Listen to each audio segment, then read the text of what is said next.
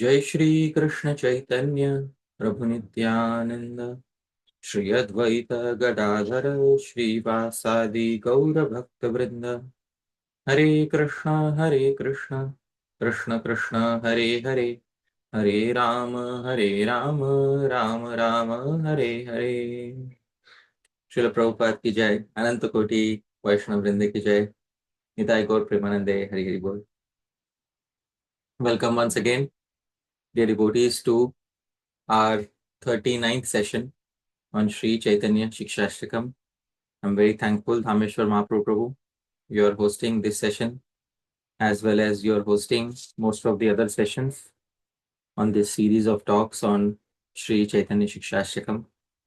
My sincere thanks also to our co-host Param Karuna Prabhu and to all the wonderful devotees who have been part of this journey exploring the Śikṣāṣṭakam.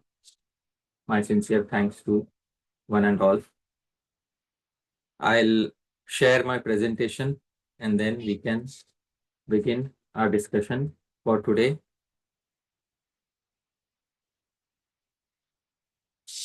Welcome once again, dear devotees, to the 39th session of Śrī-Caitanya-Śikṣāṣṭakam. We'll begin with the verse that was composed for this particular verse of the Śikṣāṣṭakam. This freshly composed verse is in front of us. I'll sing the verse.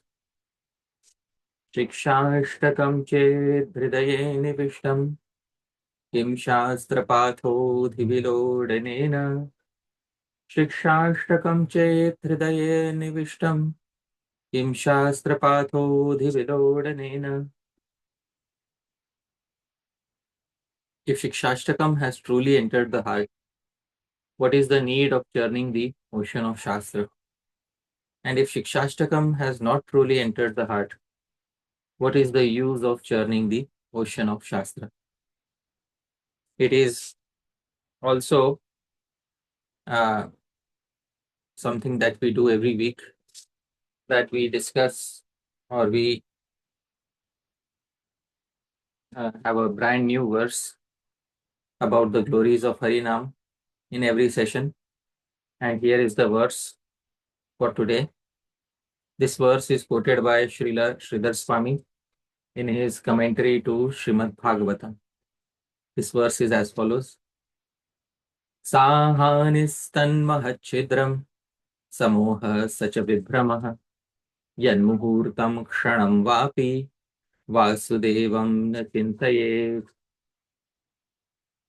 In his commentary on Srimad Bhagavatam 1.1.12, Srila Sridhar Swami says, Yan muhurtam kshanam vapi. That muhurta is approximately 48 minutes, approximately an hour, or kshanam, that moment. Vasudevam na chintayet, where one doesn't think of Vasudev. Sahanis, that is a great loss. Tan mahat chidram, it's a great defect. Samoha, a great source of ignorance, and vibhrama, delusion. Dear devotees, this verse quoted by Srila Sridhar Swami is very important because after many lifetimes of wandering in the world, a person finally comes to realize that everything else in the world is simply based on the platform of the mind and the body, and therefore is not ultimately going to be helpful for one's achievement of moksha and prema. At that point of time, one comes to this realization, sahanis tan mahachidram samoha sacha viprama. That moment or muhurta where I did not think of Vasudev, that was a great loss, a great defect, a great source of ignorance, and a great source of delusion. This realization cannot be had by a person who still has hopes in the material world. This realization is mainly for a person who has finally realized that there is nothing to be gained in this material world. The only thing to be attained is Krishna Prem. And therefore, anything which distracts such a person from Krishna Prem is considered to be a source of great loss, ignorance, and delusion. So this is a verse quoted by Srila Sridhar Swami in his commentary to Srimad Bhagavatam.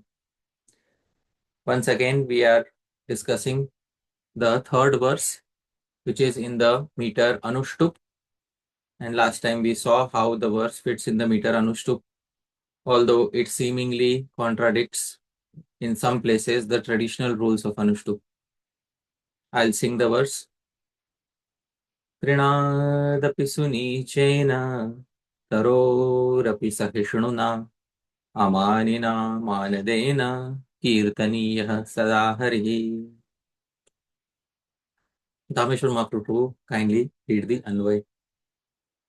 Prabhuji, he is stepped away and he has messaged me to Sure, Prabhu. Kindly read the take Anvay. care of someone, Sure. to take care of some baby stuff. Sure, Prabhu. Please read the Anvay. Hari is worthy of constant glorification by one who is lower than a blade of grass, more forbearing than a tree, devoid of false pride, and who gives due respect to others. Wonderful. So, as I specified last time, we are taking the reading taror api sahiṣṇunā instead of taror eva sahiṣṇunā. The reason for taking this reading is that this reading is the one that has been taken by Srila Jiva Goswami in the Bhakti Sandarbha, and this reading has been taken by most of the Sanskrit commentators. Although the commentators we are going to discuss today will be taking the reading taror eva sahiṣṇunā, but majority of the Sanskrit commentators have taken the reading taror api sahiṣṇunā. So this is the translation. Hari is worthy of constant glorification by one who is lower than a blade of grass, more forbearing than a tree, devoid of false pride, and who gives due respect to others. In the previous session, we discussed various commentators such as Srila Bhaktisiddhanta Saraswati Thakur Prabhupada, and also we discussed Sri Utsavananda, and we discussed the commentary attributed to Srila Vishwanath Chakravarti Thakur, and we discussed the commentary by Sri Veer Chandra Goswami.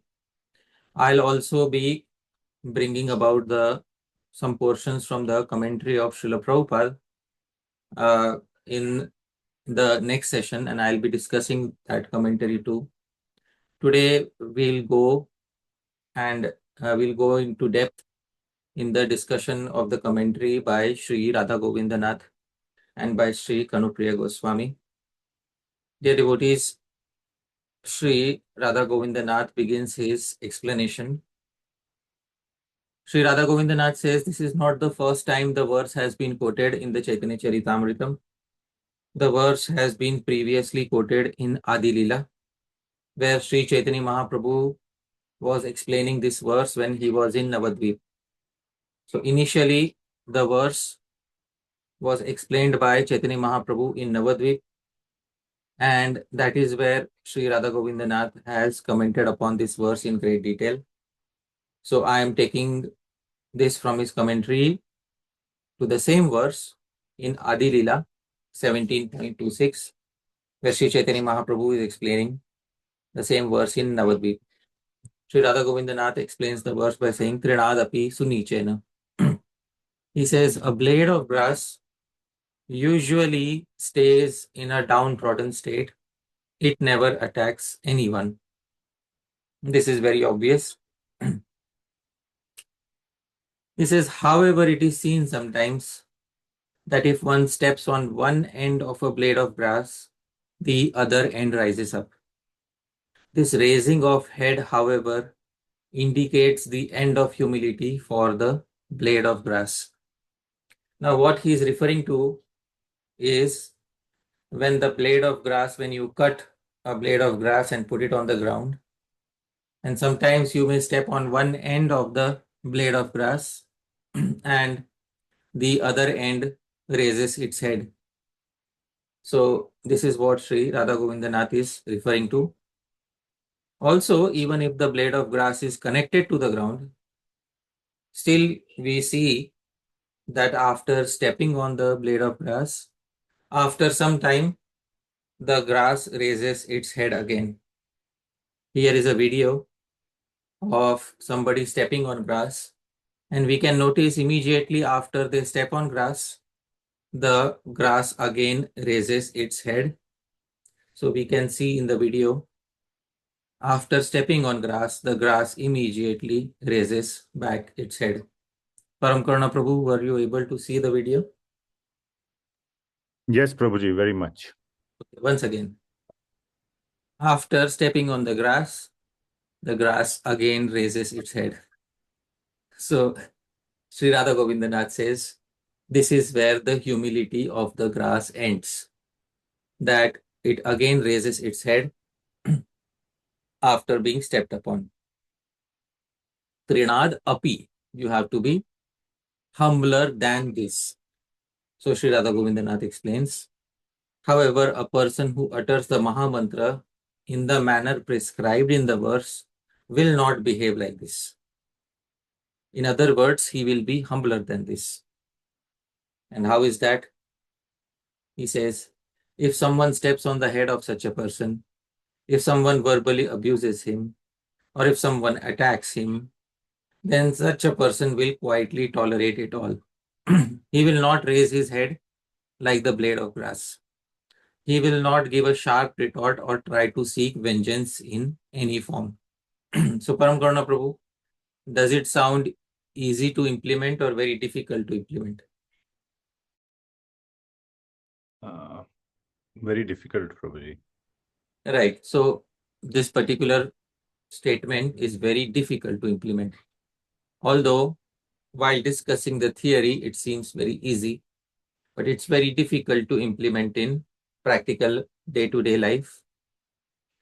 However, I'll continue explaining what Sri Radha Govindanath has said. And he continues explaining by saying, in any such situation of injustice, forget of actually seeking vengeance. One will never even bring any thoughts of seeking such vengeance against the aggressor. Forget of actually seeking vengeance. Not even the thoughts of seeking vengeance against the aggressor are present in a Vaishnava. And at the same time, one will not let the mind experience any sort of misery due to such circumstances. One will not be disturbed in any way, just like the grass. So, Param Karuna Prabhu, is the grass disturbed when somebody steps on it? In some sense, it is disturbed, but then it comes back. No, I mean, it gets trampled upon, but does it show any visible signs of disturbance? No. No. So similarly, the entire context of tṛṇād sunīcena is that not that we become disturbed and then we suppress our disturbance. The entire context of tṛṇād sunīcena is that we do not become disturbed in the first place. Just as the blade of grass doesn't become disturbed and does not experience any sort of misery when people step upon it. So, in a similar way, one does not become disturbed. The actual way of becoming tṛṇād sunīcena is to not become disturbed when any sort of aggression is directed against us. And Param Karuna Prabhu, imagine a situation where any sort of aggression directed against us and we genuinely do not become disturbed. Will we exact vengeance or give a sharp reply to such a person? Not at all. There's no even thought of doing that. So then isn't the condition automatically achieved? Yep. Of course. tṛṇād api, humbler than a blade of grass. The blade of grass at least raises its head again. The devotee, on the other hand, is so calm and composed that there is no inclination of raising one's head and giving a reply. tṛṇād api sunīcena. This is how he is explaining this particular verse. Then he says, only on becoming like this will one be tṛṇād api sunīce, lower than a blade of grass. And then there is a very important statement This is an important statement because this statement will be critically analyzed later. He says, if one is not like this, then one cannot get the complete result of uttering Harinam. Param Karuna Prabhu, what is the final result of uttering Harinam? Sri Krishna Prem. Krishna Prem. So if one is not like this, then one cannot get Shri Krishna Prem, the complete result of uttering Harinam. Then he says another meaning of tṛṇād api sunīcena. He's not happy with giving one meaning, so he gives another meaning. He says a blade of grass is extremely insignificant, yet it makes its life successful by offering itself in service to the cows, etc. The blade of grass renders great service to the world by offering itself as raw ingredient for construction of huts, etc. Directly or indirectly, the favorable service of Bhagwan is ensured in many ways by the blade of grass. However, the sadhak thinks, I, the sadhaka, cannot render any such service to anyone in the world, nor do I have any such favorability towards any seva of Bhagavan. Definitely, I am lower than that blade of grass. There is no one as lowly as me. Thinking in this manner, the sadhak considers himself or herself to be lower than a blade of grass. This, dear devotees, is the second explanation of tṛṇād api sunīcena. Now comes taror iva sahiṣṇunā. Now he has taken the reading taror iva, as tolerant as a tree. Then he says taru. What is the meaning of taru? He says tree. In Bengali it says gach. Gach means tree. Taru is gach, tree. A Vaishnav should be as tolerant as a tree. And he says many people climb a tree, then they break its branches, they pluck its leaves, and they create many more disturbances for the tree. However, the tree doesn't say anything to anyone and bravely tolerates all acts of aggression. Moreover, the very person who eats the fruits of the tree and enjoys the shade of the tree may be that same person who commits such acts of aggression against the tree. Ingratitude. Still, the tree doesn't say anything to such a person. A Vaishnav should behave in a similar manner. Dear devotees, he is taking the reading taror iva, as tolerant as the tree. So, a Vaishnav should behave in a similar manner. Whether people speak low of him, so sometimes this may happen. Sometimes you may find individuals in the Vaishnava society or outside the Vaishnava society who will speak very low of us. For example, if somebody is very good in performing kirtan, you may have people who may say, do not attend his kirtan, although he sings, his focus is only on music. Dear devotees, in this way, many people may critique. People may speak low of him. Somebody may chastise him. Somebody may physically hit him, cut him apart, show ingratitude, but still the Vaishnav doesn't say anything to them and tolerates everything with a straight face. And then he gives an example of Sri Haridas Thakur, who was beaten by the Yavanas in 22 marketplaces, but did not become angry upon them. Instead, he prayed to Bhagavan for their auspiciousness. He says, a Vaishnav should be tolerant like a tree. Another aspect of this, a tree may die due to lack of water, but it never prays to anyone for watering it. Similarly, a Vaishnav doesn't personally beg anyone for anything specific. Whatever a Vaishnav gets voluntarily from others, he uses it for carrying out his needs. Whatever fruits, whatever vegetables, roots, resources he obtains without harming others, he uses them to sustain his life. This is the meaning of taror iva sahiṣṇunā, as tolerant as the tree. Then he says, amāninā, mānadena. One should not nourish any false pride for oneself.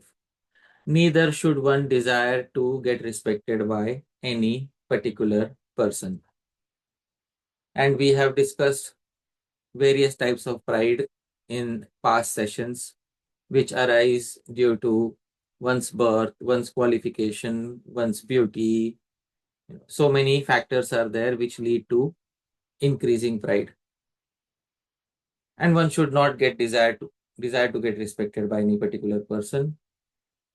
Moreover, even if some individual is considered extremely lowly in the eyes of others, most fallen person in the eyes of the society, one should still not expect such an individual to give respect to oneself.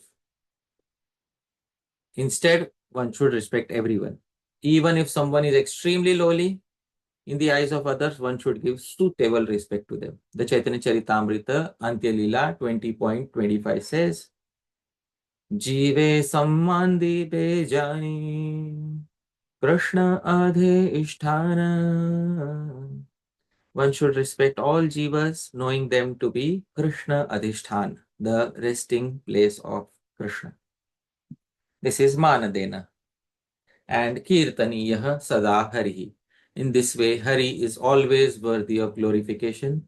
One should glorify him without wasting any time. Then he cites an incident. He says a true incident is being narrated now.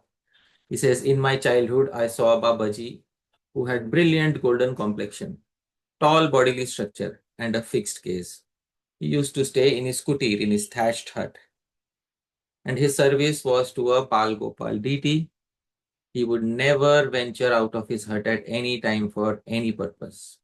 He would never ask anyone for anything. He would perform bhajan in his hut, and various individuals would give him rice, vegetables, etc. out of love. Now, it's not that he would get food every single day. On days when he would not get anything, he would go to the two trees outside his hut. There were two trees. One was an almond tree and the other was a guava tree.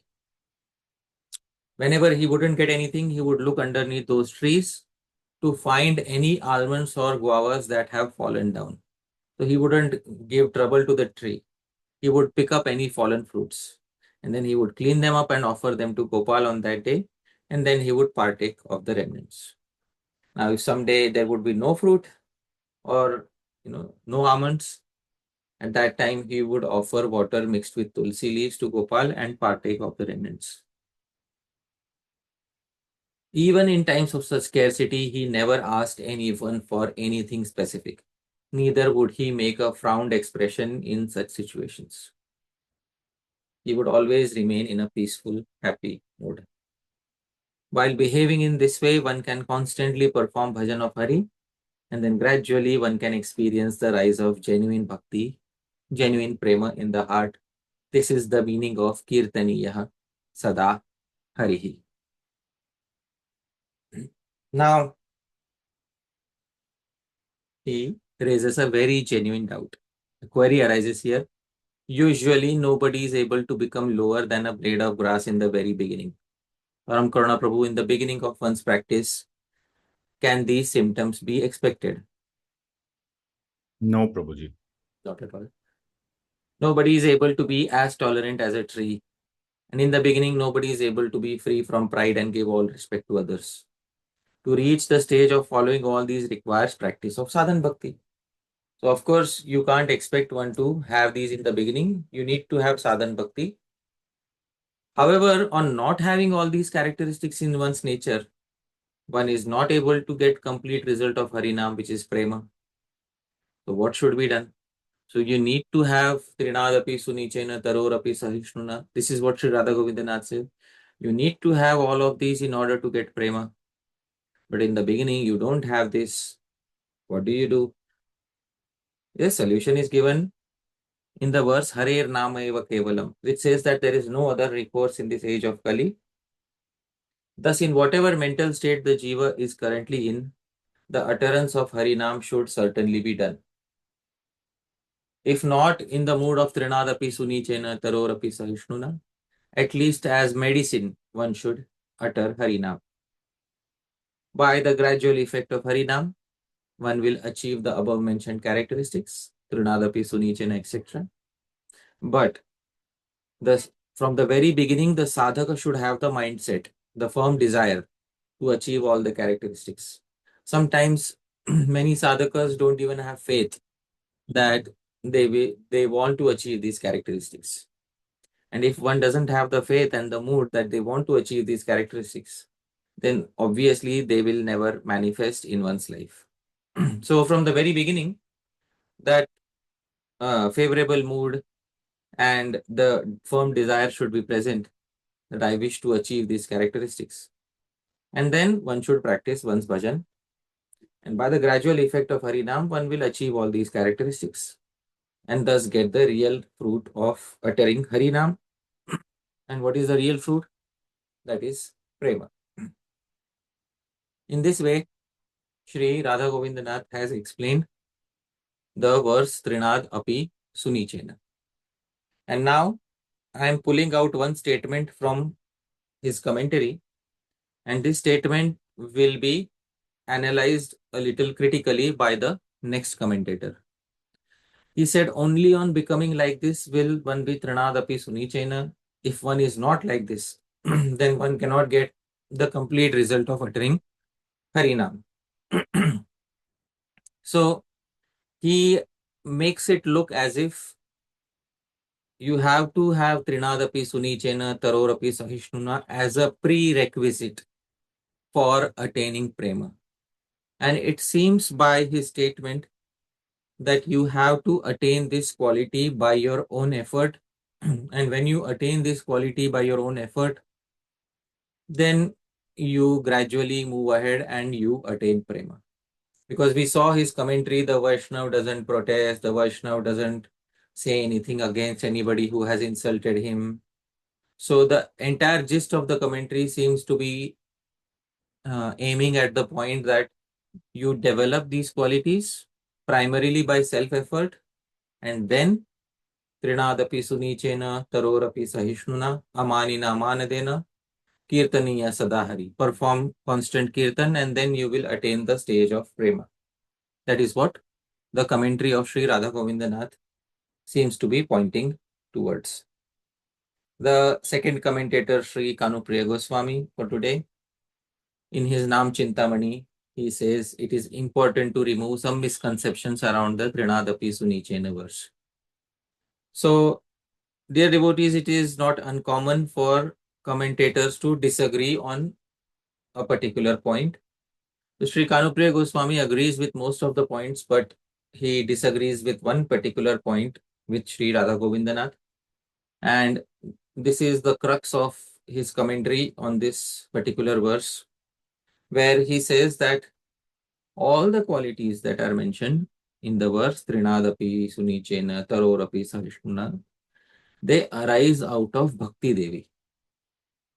So the main source of these qualities is Bhakti Devi, and this Bhakti Devi, she is full of Shuddha Sattva Guna. And one should not, think that the eligibility to attain these qualities is by self-effort. The eligibility is not by the self-effort of the sadhaka. Because many a times it is projected, it is presented that you have to first be tṛṇād api sunīcena. You have to be taror api sahiṣṇunā. And how will you become tṛṇād api sunīcena, taror api sahiṣṇunā? It is by self-effort. That is how it is presented. And Sri Kanupriya Goswami makes a very important point that it is not by self-effort that the sadhaka will attain. He says, as a result of uttering Nam, and I should add here in brackets, in a proper mode, under proper guidance, the qualities mentioned in the verse arise by the mercy of Nam. He continues to say, at the same time, it's not that, the sadhaka just depends on the mercy of Nam and doesn't do anything. As I said, the sadhaka should have a resolution in their mind about developing these qualities. This is the same thing that Sri Radha Govindanath had said. The sadhaka should have firm determination that I wish to develop these qualities. One who is not looking for $100 will never find $100. So one who is looking forward to developing these qualities will actually develop these qualities by the mercy of Nam. And such a sadhaka also needs the good wishes of the sadhus. And the sadhus, the gurus who will say to him Tathastu, may it be so. May you develop all these qualities, or may you utter Nam in such a manner. In other words, the blessings of the Guru, the blessings of the Sadhu, the Shiksha Guru, the Diksha Guru, any one of the Gurus is required for success on this particular path. Now, he says it is okay if we say to others that develop these qualities and chant Nam. There's no problem in saying that you develop these qualities and then you chant Nam. Even if people don't have the eligibility, it's okay to tell them that you develop these qualities and then you chant Nam. But if someone says that without developing these qualities by self-effort, you will not attain the result, then Sri Kanupriya Goswami is very particular about the sixth Namaprad. That is Hari Namni Kalpanam. That you should not imagine a rule in relation to Hari Nam which is not mentioned in Shastra. Now, Dhāmeśvara Mahāprabhu, is there any rule mentioned in Shastra which says that unless there is tṛṇād api sunīcena, taror api sahiṣṇunā, till that time Hari Nam will not give any result? Have you heard any such rule? Sorry, my baby's playing with this thing. I haven't heard such a rule, Prabhuji. All right. So there is no such rule mentioned in Shastra at any point of time. So there are in fact devotees who are turning the tṛṇād api sunīcena verse into a rule, into a compulsory injunction. And that is where Sri Kanupriya Goswami's commentary is very helpful in this regard, where he says that, you may read the commentaries of various learned Vaishnavas and then you may start thinking that tṛṇād api sunīcena is a compulsory rule for developing Krishna Prem. When in fact, dear devotees, there have been examples of individuals who did not develop tṛṇād api sunīcena by self-effort, but still got Krishna Prem. There are examples, and many examples of such individuals who did not have tṛṇād api sunīcena by self-effort, but still developed Shri Krishna Prem. And there are many individuals when Sri Chaitanya Mahaprabhu was personally present, Sri Chaitanya Mahaprabhu freely gifted prema to many unqualified individuals. They did not put in the effort for sadhan bhakti and then developed tṛṇād api sunīcena and then got to prema. Because in the Bhakti Rasamrita Sindhu, it will be explained that when Bhava Bhakti is attained by two methods. Sri Rupa Goswami will say sadhana bhiniveshena and Krishna tad bhaktayos tatha. That there are two ways. One is by investment in sadhan bhakti, by performing your sadhan bhakti very nicely, and second is by the causeless mercy of Krishna or his pure devotee. So when the causeless mercy of Krishna and his pure devotee is considered, and when bhav develops through that route, at that point of time, one does not have to separately cultivate these qualities as a prerequisite. And even while performing sadhan bhakti, it is not by one's own effort that one develops these qualities. So, to put these qualities as a prerequisite and then to say that if you don't develop them by self-effort, then you will not attain prema, as we have heard so many times, then that becomes the sixth Namaprad, Hari Namni Kalpanam, imagining a rule in relation to Hari Nam. He says, further explains, what will happen if we start saying like this? He says, if we put such rules and regulations, then we make the glories of Harinam secondary and we make the rules and regulations primary. That is what happens. So Sri Kanupriya Goswami gives another layer of explanation by saying, if we say tṛṇād api sunīcena has to come first, otherwise Harinam is bound and Harinam cannot give its effect, then we are in fact restricting Harinam by the rules of tṛṇād api sunīcena. This makes tṛṇād api sunīcena more powerful than the glories of Harinam, and this inadvertently leads to the sixth Namaprad, which is Hari Namni Kalpanam. That is imagining a rule in relation to Harinam which does not exist in Shastra. Therefore, he says, due to imagining rules in relation to tṛṇādapi sunīcena verse, there is a big confusion nowadays. He is speaking for his time. He says, in the previous century, saying there is a big confusion nowadays. And there is a popular saying, and he quotes a verse which is popularly sung by the poets of his time. Vaishnava ite mane Shila bada sadha tṛṇād api ślokete padi gela bada. Vaishnav haite mane chila bada sadha. It was the great desire of my mind to become a Vaishnav. tṛṇād api ślokete padi gela bada. However, my mind got confused in the various arguments around tṛṇād api verse. So I desired to become a Vaishnav. But when I studied this tṛṇād api verse, my mind got so confused because it is impossible to develop these qualities. tṛṇād api sunīcena, taror api sahiṣṇunā, amāninā, mānadena, and kīrtanīyaḥ hariḥ. So this is very honest of Shri Kanupriya Goswami. The idealism which we see in various commentaries comes face to face with the realism of the commentary of Shri Radha Govind, Shri Kanupriya Goswami.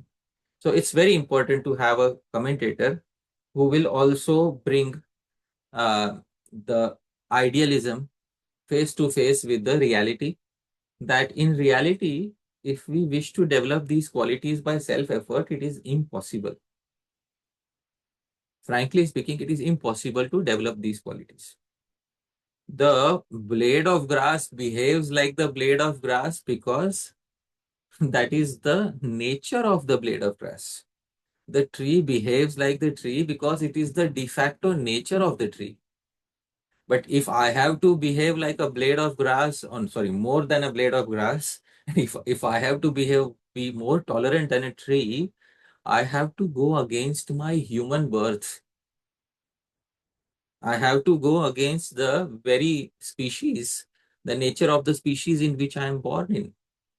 And to do that by self-effort, frankly speaking, is a humongously difficult, or practically speaking, next to impossible task.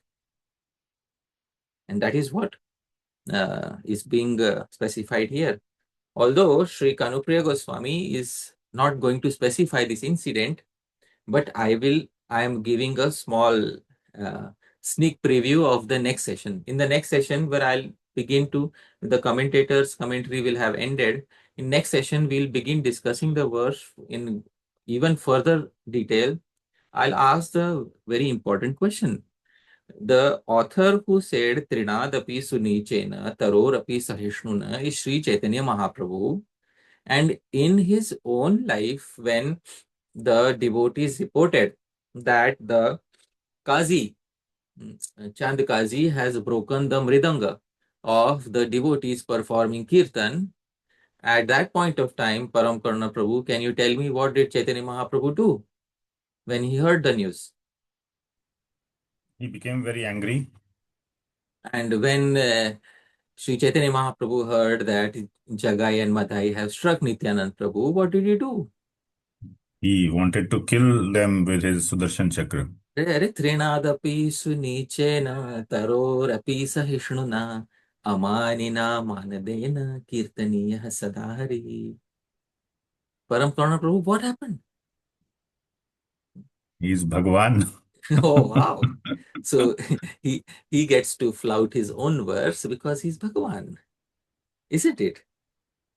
What about us poor jivas who are stuck with, going against our own essential nature of denying our birth, our education, our good looks, and then we have to become tṛṇād api sunīcena.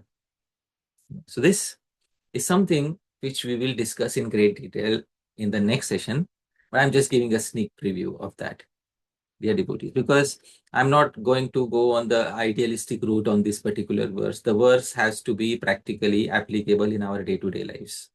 Otherwise, we had a good theoretical discussion and everybody loved the wonderful idealism around the verse. And then we went home and did nothing about it. And that's not how I wish to discuss this particular verse. So I'm very happy that there is a commentator who is bringing the idealism in the verse face to face with the reality of the living entities who are conditioned in the world. वैष्णव हईते मने छिल बड़ साध त्रिनाद अपि श्लोके ते पड़ी गेला वाद. My desire was to become a Vaishnav. But when I saw the qualifications mentioned in tṛṇād api sunīcena, oh my goodness, there was a great confusion in my mind. There's so much debate, he says, around this verse, tṛṇād api sunīcena. Then he says, actually, the tṛṇād api verse by Mahāprabhu is supposed to be auspicious for the entire world. Paramkarna Prabhu, is the verse supposed to place additional hurdles on the path of the conditioned jivas, or is it supposed to bring auspiciousness to the jivas? What is it supposed to do?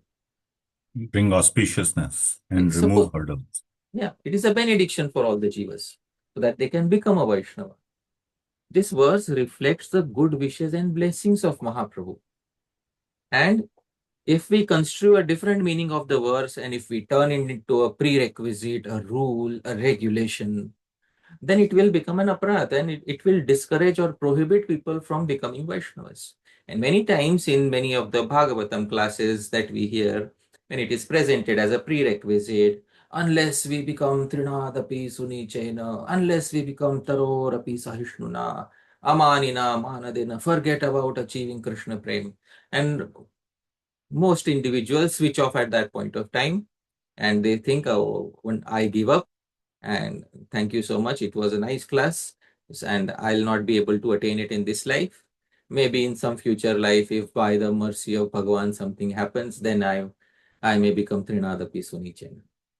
And this discourages and prohibits people from even trying to become genuine Vaishnavas in this life. This is what Shri Kanupriya Goswami is saying. It's a very good comment on this particular verse. It says, nowhere in the original literature, Chaitanya Charitamritam, nowhere do we see any statement which says that if you do not utter Naam by self-effort in this mood, you will not get the result. Nowhere in the Chaitanya Charitamritam is there any such statement. That you develop them by self-effort, and if you don't develop this, then you will not get the result. He says, the tṛṇād api sunīcena verse is actually an upadesh. It is, upadesh means instruction, recommended instruction, recommendation, along with Mahaprabhu's blessings. It is not meant to be taken as a compulsory injunction rule, especially for those who are starting on the path of bhakti. Please do not take it like that. That is what he is saying. And what is the proof that this is a recommendation, not a compulsory injunction, not something you have to develop by self-effort? It is given in the Chaitanya Charitamrita itself when Sri Chaitanya Mahaprabhu is speaking to Sri Raghunath Das Goswami. What does Sri Chaitanya Mahaprabhu say to Sri Raghunath Das Goswami? Gramya katha na shunibe, Gramya varta na kahibe, Balana khaibe ar, Balana paribe, Amani manada haya, Krishna nama sada lave, Vraje radha Krishna seva, Manase karive. Eita sangshepe ami, Kailu upadesha, Swarupe rathai ihar, Paibe vishesha. Param Karuna Prabhu, can you kindly read the translation? Do not gossip like people in general or hear what they say. You should not eat very palatable food, nor should you dress very nicely. Do not expect honor, but offer all respect to others. Always chant the holy name of Lord Shri Krishna, and within your mind render service to Radha and Krishna in Vrindavan. I have briefly given you my instructions. Now you will get all details about them from Swarup Damodar. So wonderful. Prabhu, there are three things which I have highlighted in red here. And what are the three things? First is do not expect honor, offer all respect to others, and always chant the holy name of Krishna. Prabhu, aren't these things straight from tṛṇād sunīcena verse? Yeah. Of course they are. And then he said, this is my upadesh. Sankshep, I have briefly given you my instructions. Does Sri Chaitanya Mahaprabhu say here that these are the compulsory rules?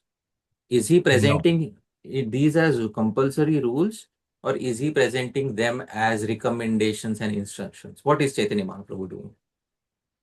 It's nowhere saying compulsory. It's definitely looking like instructions and recommendations. So then you can get all the details from Shri Swarup Damodar.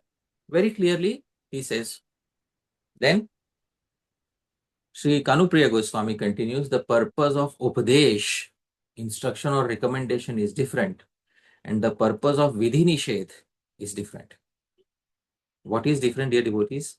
So, Upadesh is meant to encourage you. Upadesh speaks to you like a friend. Please, try to do this. Please, try to do that. This is how an Upadesh speaks. And Vidhi Nishedh speaks like a Prabhu, like a master. Do this, else. Do this, otherwise you will face a negative reaction.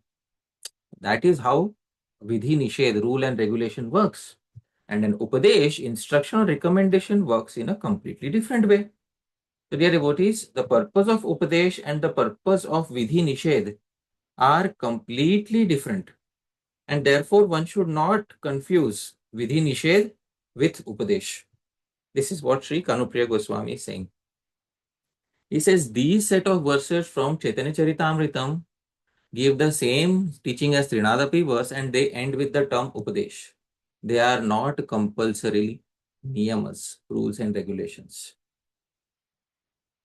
Then he explains from another angle. He says qualities mentioned in tṛṇād sunīcena verse are not born from the material mode of goodness. These are qualities born from Shuddha Sattva Bhakti through the mercy and via medium of Shri Ram.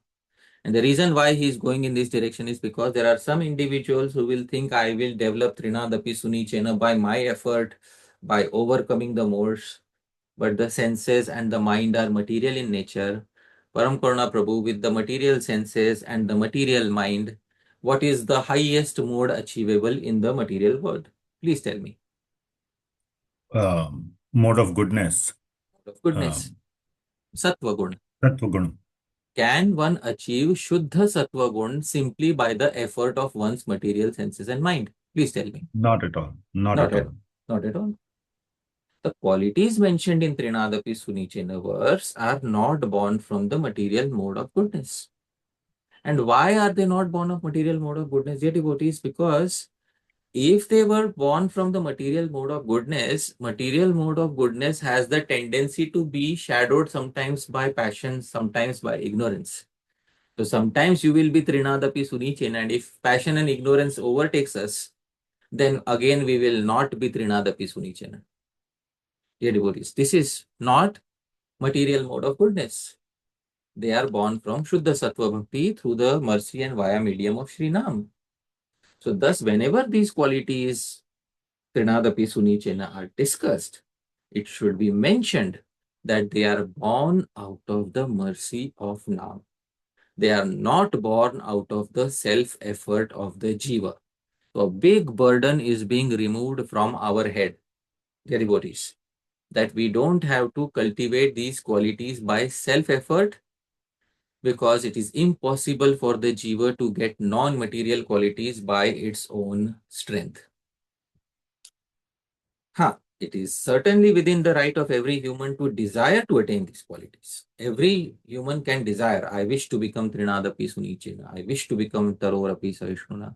But the actual attainment is not by self-effort. So it is by bhakti and it is by Shri Nam's mercy only.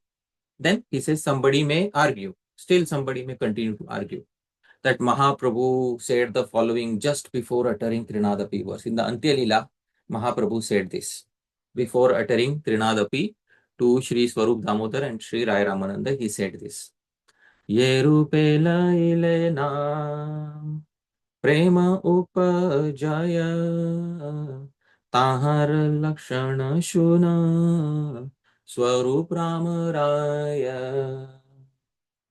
O Swarup Damodar Goswami and Ramanand Rai, please hear of the method of uttering Harinam by which one develops prema. He says, after this, Mahaprabhu uttered tṛṇād api sunīcena. And then quoting this, one may say, prema is attained only by self-cultivation of qualities. Because Mahaprabhu is saying, ye rupe laile naam prema upajay, tahara lakshan suna. If one doesn't develop these qualities by self-effort, will prema be attained? No, it will not be attained. Somebody may argue like this. So Shri Kanupriya Goswami says, thus they may start saying tṛṇād api verse is compulsory rule for attaining prema, and one must develop these qualities by self-effort. In reply, Shri Kanupriya Goswami says, such people have not understood the verse properly. Many people have misgivings about tṛṇād api sunīcena verse. If qualities such as tṛṇād api sunīcena are to be attained by self-effort, Param Karna Prabhu, very simple question. If qualities such as tṛṇād api sunīcena are to be attained by self-effort, then what is the point of saying Cheto Darpana Marjanam, which says that Naam cleanses the heart? Shouldn't the verse say that I cleanse my own heart? Isn't it? Does Naam Yes. cleanse? Does Naam cleanse the heart, or do we cleanse the heart? Who does the Naam cleansing? cleanses. Naam cleanses. So, can the third verse of Siksastakam negate the first verse of the Siksastakam? No, we have to find the correct understanding that harmonizes it. Wonderful. So this is Shri Kanupriya Goswami. Wonderful, because he will harmonize every verse of the Siksastakam with each other. So ultimately, Naam is going to do Cheto Darpana Marjanam, removal of negative, Shreyaha Kairava Chandrika Vitaranam, bestowing of the positive. That is what Naam is going to do. Otherwise, the first verse will become useless if tṛṇād api sunīcena has to be done by self-effort. Then the first verse will become completely useless. So it is Shri Naam which bestows by its mercy all good qualities. By its mercy, it removes all negativities. It is Shri Naam which bestows qualities such as tṛṇād api sunīcena. And actually, now, most importantly, dear devotees, we are reaching the end of the presentation. He is mentioning a most important technical point. Please hear carefully, dear devotees. The qualities mentioned in the tṛṇād api verse are actually symptoms of bhava bhakti. And what are these symptoms? They are mentioned in the Bhakti Rasamrit Sindhu by Sri Rupa Goswami. And I am singing those verses. Dear devotees, hear carefully. Shantiravyartha kalatvam viraktirman shunyata आशाबंध समुत्कंठा नाम गाने सदा रुचिः आसक्तिस्तद्गुणाख्याने प्रीतिस्तद्वसति स्थले इत्यादयोनुभावा स्युत् जात भावांकुरे जने. Param Karna Prabhu, kindly read the translation. Being undisturbed even in disturbing situations, non-wastage of time, detachment from material nature, being devoid of false pride, having hope against hope of attaining Krishna, eagerness, constant delight in singing Naam, deep attachment to describing his qualities, taking delight in the holy Dham, etc. These are the after effects experienced by one in whose heart the seed of Bhav Bhakti has sprouted. Prabhu, can you see tṛṇād api sunīcena, taror api sahiṣṇunā, amāninā, mānadena, and kīrtanīyaḥ sadā hariḥ in the symptom list of bhava bhakti? Yes, Prabhuji, absolutely. You have highlighted being devoid of false pride and constant delight. You have highlighted these. Yes. So, being undisturbed even in disturbing situations, tṛṇād api sunīcena, taror api sahiṣṇunā, amāninā, mānadena, being devoid of false pride, kīrtanīyaḥ sadā hariḥ, constant delight in singing Naam. These are actually taken by Sri Chaitanya Mahaprabhu, and these are taken by Sri Rupa Goswami also in the discussion of the Bhava Bhakti section. So these are actually symptoms of Bhava Bhakti. And Bhava Bhakti is developed primarily by the mercy of Bhagavan, or by one sadhana also. If it is developed, the mercy of Bhagavan is still a very important factor in that. So, These verses show all the characteristics mentioned in the tṛṇād sunīcena verse. The verse indicates symptoms of bhava bhakti. And by this, one is able to constantly utter Harinam. Prabhu, once again, we will go back. Prabhu, constant utterance of Harinam, is there a cause and effect relationship shown here, or are all the symptoms present simultaneously? All are present simultaneously. Wonderful. So these actually develop by practice of sadhana bhakti in a proper mood under proper guidance. It's not that you put some of them as prerequisites and A plus B plus C give D. It's not like that. It's not like a formula that you need these prerequisites and then you will attain kīrtanīyaḥ sadā hariḥ. Please don't do like that. All of these are actually after effects of one who has experienced bhava bhakti. tṛṇād sunīcena is not a prerequisite. It is a symptom of bhava bhakti. Taror sahiṣṇunā is not a prerequisite. It is a symptom of bhava bhakti. Amāninā, mānadena are not prerequisites. They are symptom of bhava bhakti. And kīrtanīyaḥ sadā hariḥ is also a symptom of bhava bhakti. So at the stage of bhava bhakti, namagane sada ruchihi, one will have constant delight in singing Bhagavan's name. So this bhava bhakti is not attained by self-effort. It is attained purely by mercy of Shri Nam. One should never explain this verse by saying that the qualities in the tṛṇād verse have to be first developed by self-effort and only then will prema manifest. It's like saying this: if you want the fragrance of a flower, you bring one petal from the eastern direction, one petal from the western direction, one petal from north, one petal from south, and then 4 petals from the sub-directions, northeast, northwest, southeast, southwest. Get all 8 petals together from 8 directions, stick them together, and then only when you have 8 petals from 8 directions, then you will be able to experience the fragrance. Is this how fragrance is experienced from a flower, Prabhu, or does a flower grow naturally? How does it happen?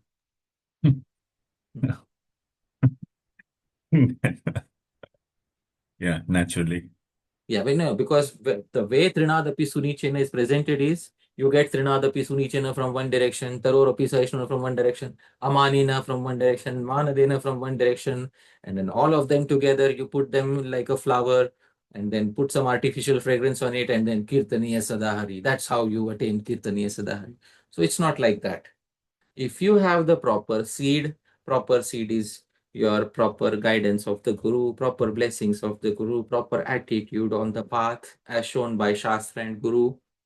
In due course of time, the flower will automatically develop with all the petals and the fragrance. This is the meaning of the verse. tṛṇād sunīcena taror sahiṣṇunā. This is the meaning of the verse. Ahead, Mahāprabhu himself will pray. What a wonderful commentator he says. Nayanam galadashrudharaya vadanam gadgadaruddhaya gira pulakairnichitam vapuh kada tava nama grahane bhavishyati. When will all the ecstatic symptoms appear on uttering your name? Does Mahaprabhu say, does Mahaprabhu say, when will all symptoms appear by my effort? No. When, can you complete the sentence? When will all ecstatic symptoms appear on? On your name. Yes, on uttering your name. So, Prabhu, the symptoms are to be developed by self-effort or by uttering of name? By name. By name. So, Nayanam galadashrudharaya vadanam gadgadaruddhaya gira pulakar nichitam vapuh kala not swaprayatnena bhavishyati.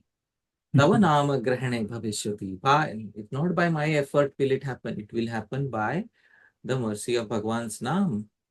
This shows that stages of progress are attained by mercy of Nam, not by self-effort. And therefore, dear devotees, to reduce the glories of Harinam by explaining the tṛṇād sunīcena verse in an incorrect way can potentially lead to a namaprad. And incorrect explanations of these verses have led to a lot of debate. To such a debate where he quoted a verse which in recent times he says is seen in many places where he says that there's so much debate that Vaishnav haite mane chila bada sad, tṛṇād api shlokete padi gela vad. That, it was the great desire of my mind to become a Vaishnav.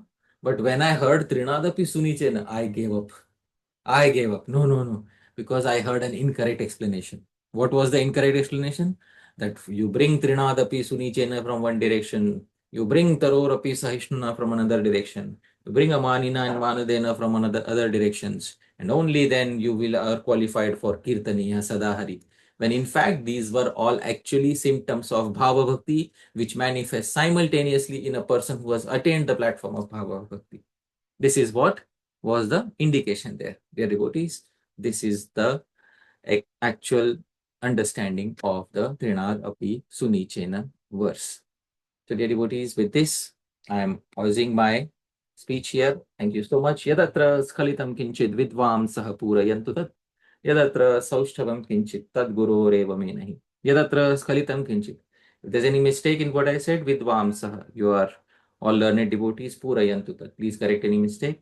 But yadatra saushtavam kinchit. If there's anything nice, please remember, tad guroreva. It belongs to my Gurujanas, me nahi. It doesn't belong to me. Thank you very much, dear devotees. Thank you, Dhāmeśvara Mahāprabhu. Thank you, Param Karna Prabhu. Srila Prabhupada ki jai, Ananta Koti Jai. Vaishnava Vrinda ki jai. Nitai Jai. Gaur Premanande, Hari Hari Bol. Hare Krishna. Hari Hari Bol. Thank you so much, Hari Prabhu. Wow, I mean, after years of hearing this verse, and I've asked about this verse many times and tried to figure it out, and I can relate with being confused. This, you shared this quote about being confused by it. It's like an autobiography here. So finally, it took so many years to have my doubts dispelled. I'm very grateful for this class. It's remarkable and very much needed. But anyway, we're going to go to questions and answers now. Before we do, if you'd like to join our live classes, please send an email to Siksastakam.hpd@gmail.com. Include your WhatsApp number and country code. For our Q&A, please only ask questions related to today's class. Please keep your questions short, asking just one question and letting other people ask a question. You can always get back in line. We don't want to bring up any loaded or political kind of critical questions where we try to compare people or institutions with any particular rule in an effort to publicly hold them accountable. And lastly, please keep it informal. Is there anything else you want to add, Prabhuji? Yeah, let's just keep it informal. And I had a great time discussing this, and I'm really excited for next time. Because we'll put tṛṇād api sunīcena in contrast with Mahaprabhu's own behavior with Chandkazi. We'll see, why Chaitanya Mahaprabhu is behaving in that way. And on the other hand, he's saying tṛṇād api sunīcena. In the same Navadvip, where he instructed tṛṇād api sunīcena, he went to the house of Kazi and wanted to burn it down along with all of his followers. So how does tṛṇād api sunīcena work in Bhagwan's own case? We'll see that, but I'm very excited. Thank you so much. We'll begin, Prabhu. Can I quickly interrupt? Just Yes. one Please. thing. So yeah, regarding the adding to WhatsApp group, like you mentioned the email address. So yeah, I'm just running a little bit behind. So devotees that have requested, I will add them in a couple of days. Just give me a few days before you Or follow up on that. Or you can send them to me. I'll quickly do it tonight. Yeah, Prabhuji. Okay, sure. Paramakarna Prabhu, are you able to continue? Because I'm juggling the baby. Yeah, no problem. Thank you so much. I really appreciate it. All right. Okay, Prabhuji. So I'll misuse my privilege and just say first point from my side before we go to Q&A. I really liked the translation of the Avyartha Kalatvam verse from Bhav Bhakti. I really, really, really liked it. Your translation brings the the future or the commentaries, and it gives a very wonderful bhavartha, like tolerance even when getting provoked, and you bring out those subtle points that are so important instead of just a plain vanilla translation of the word. Thank you so much. I will copy that translation and use that. Thank you. Hare Krishna. Okay. So Ajay Krishna Prabhu. Hare Krishna, Hare Parshad, my humble obeisances. Thank you so much for getting into this deep discussion of this most misinterpreted sloka from the Siksastakam. And I'm really glad that you shared this. I have a number of questions, so I'll be going round by round. So, but my first question is that, like you talked about the aggressors in tṛṇād, sunīcena. So the aggressors that we are talking about, so what kind of aggressors we are talking about? Because Shastras mentioned, I think, 5 or 6 kind of aggressors, but they allow the person to kill those aggressors if they are going against the rules and regulations. So what kind of aggressors are we talking about? Sure. So, as specified, see, Shastra gives 6 types of aggressors, and those 6 types of aggressors are mentioned in the commentary to Bhagavad Gita. Agnido Garataschaiva Shastrapanir Dhanapaha Kshetradharapahari cha Shadaite Yatataina. I will point out that verse. It was in the commentary to the first chapter, I think, of Bhagavad Gita, where, yes, Srila Sridhar Swami, in his commentary to the first chapter of the Bhagavad Gita, verse number 36. I am sharing my screen so that we can have a better idea of the question. Where in the 36th verse, Arjuna uses the term atatai, aggressors. And Srila Sridhar Swami says, Agnido Garadaschaiva Shastrapanir Dhanapaha Kshetradharapahari cha Shadete Yatatainaha. That there are 6 aggressors. Agnido, one who sets fire. Garada, Garada is one who administers poison. Shastrapanir, one who attacks with weapons in hand. Dhanapaha, one who robs one's wealth. Kshetra, one who takes away one's property. And Dara Apaharicha, one who takes away one's wife. Shad ete, these 6 are Atataina, aggressors.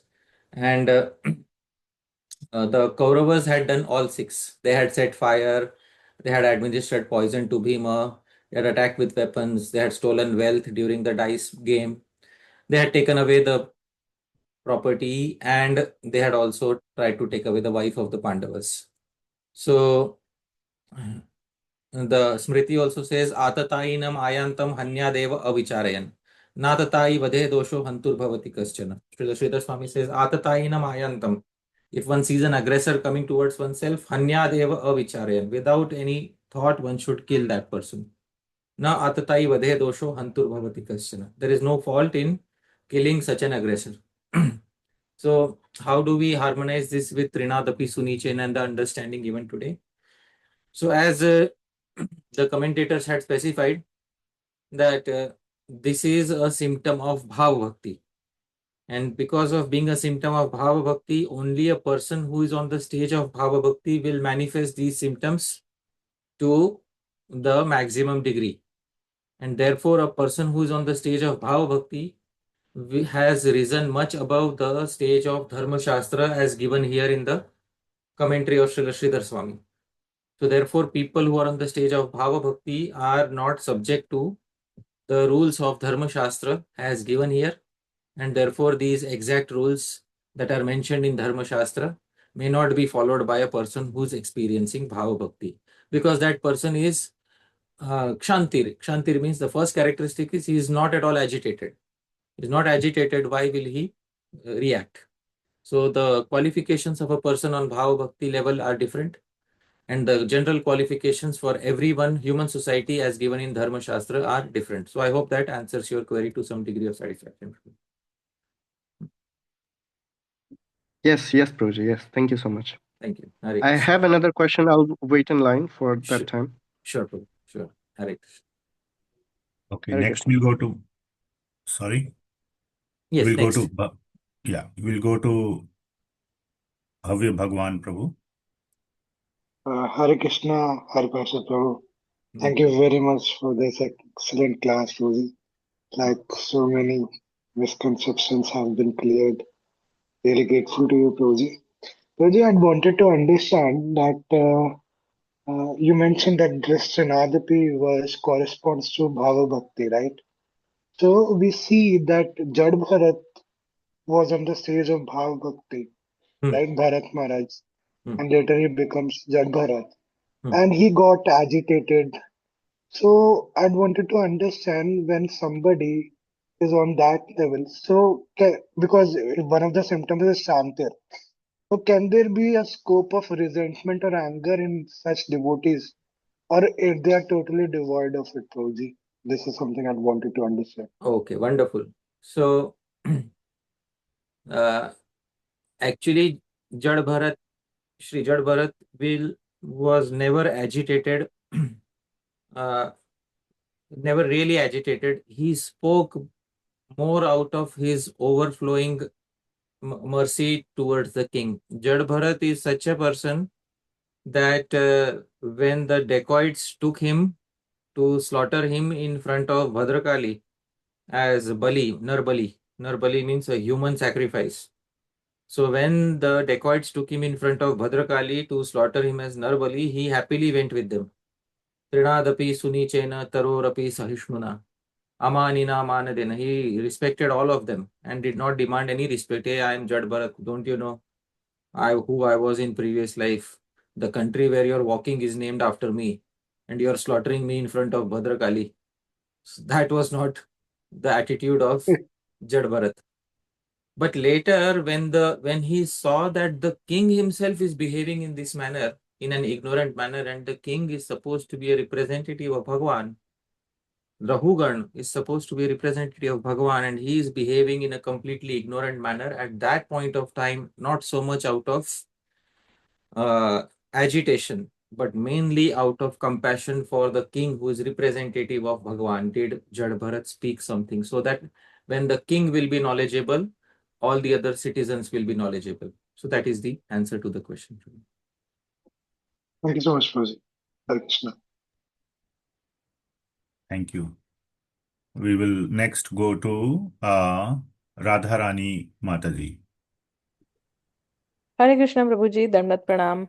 Thank you so much for this class. This was really needed, and we need to have this misconception cleared that until we become humbler than a blade of grass, we cannot actually we cannot chant. So, Prabhu, I have this confusion that within devotee community, there are so many things we get hurt by what people say and do, and since we are not at the stage of perfection, um, it is natural to feel angry and feel hurt. So until we attain the stage of perfection, is it all right to talk back to people, get angry, and and have and not have that thing be counted as aprad? Right. So until one has attained perfection, is it okay to talk back to people, become angry, etc., and not it should and it should not be counted as aparad. Well, the thing is, the devotee is already aware that there is a very complex cycle of karma which is working in the world. And this complex cycle of karma is such that it traps all of us into behaving in certain ways, in facing certain negative situations in life. The devotee who thinks on the basic surface level may think this negative situation has come in my life, and the best thing to avoid it is to give some response. That is the initial thought process of a devotee. Right. But there is a reason why a negative situation came in our life, and I'll give certain examples. There is a certain reason why a particular devotee does not have children. There is a certain reason why a particular devotee has a very terrible spouse. There is a certain reason why a particular devotee has friends who have backstabbed him or her. There is a particular reason why a particular devotee is always facing failures in their professional work life. There are reasons behind these things. And the past, the seeds are always in the past. Now, a devotee has two options when faced with negative reactions. And the two options is either give a response or hold back, take a breath, and see if I can end this vicious cycle of karma. Okay. Sooner or later, if you choose to give a response, that is your freedom. Nobody is going to stop you. But it is your freedom. You can give a response. Question is, sooner or later, you will come to the realization that you have to end this vicious cycle of karma. And how will you do that? And when you think deeply about it, the only way to end with the vicious cycle of karma is to behave like a Vaishnav and to try to tolerate things, because that is the way in which karma is exhausted. Okay. I'll give you a very simple example. Let's say if there is a friend of mine who deceives me and steals 1 lakh rupees from me and runs away.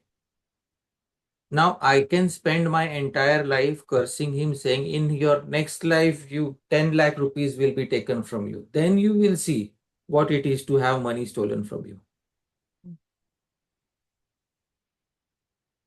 Am I not planting another seed of vasana? Another Yes. seed, of course. And that person was anyways going to get a result due to his or her karma of stealing. By my getting implicated in the entire process, what is happening is that I am attaching myself to that person's karma. Why should I do that? If somebody spoke something negative to you, or if somebody did something negative against you, will negative happen to that person irrespective of your retorting back? Yes or no? I need the assurance that, that Oh, person will get punished. oh Krishna, I need to see him suffer in front of my eyes, isn't it? That's what you Yes, need. Prabhu, that's the kind of thought comes in our mind, and that's why we speak back, right? That's why Yeah. we talk back. Yeah. So therefore, it's very important to understand that this is not the attitude of the devotee. The devotee knows that the world cannot work without the law of karma.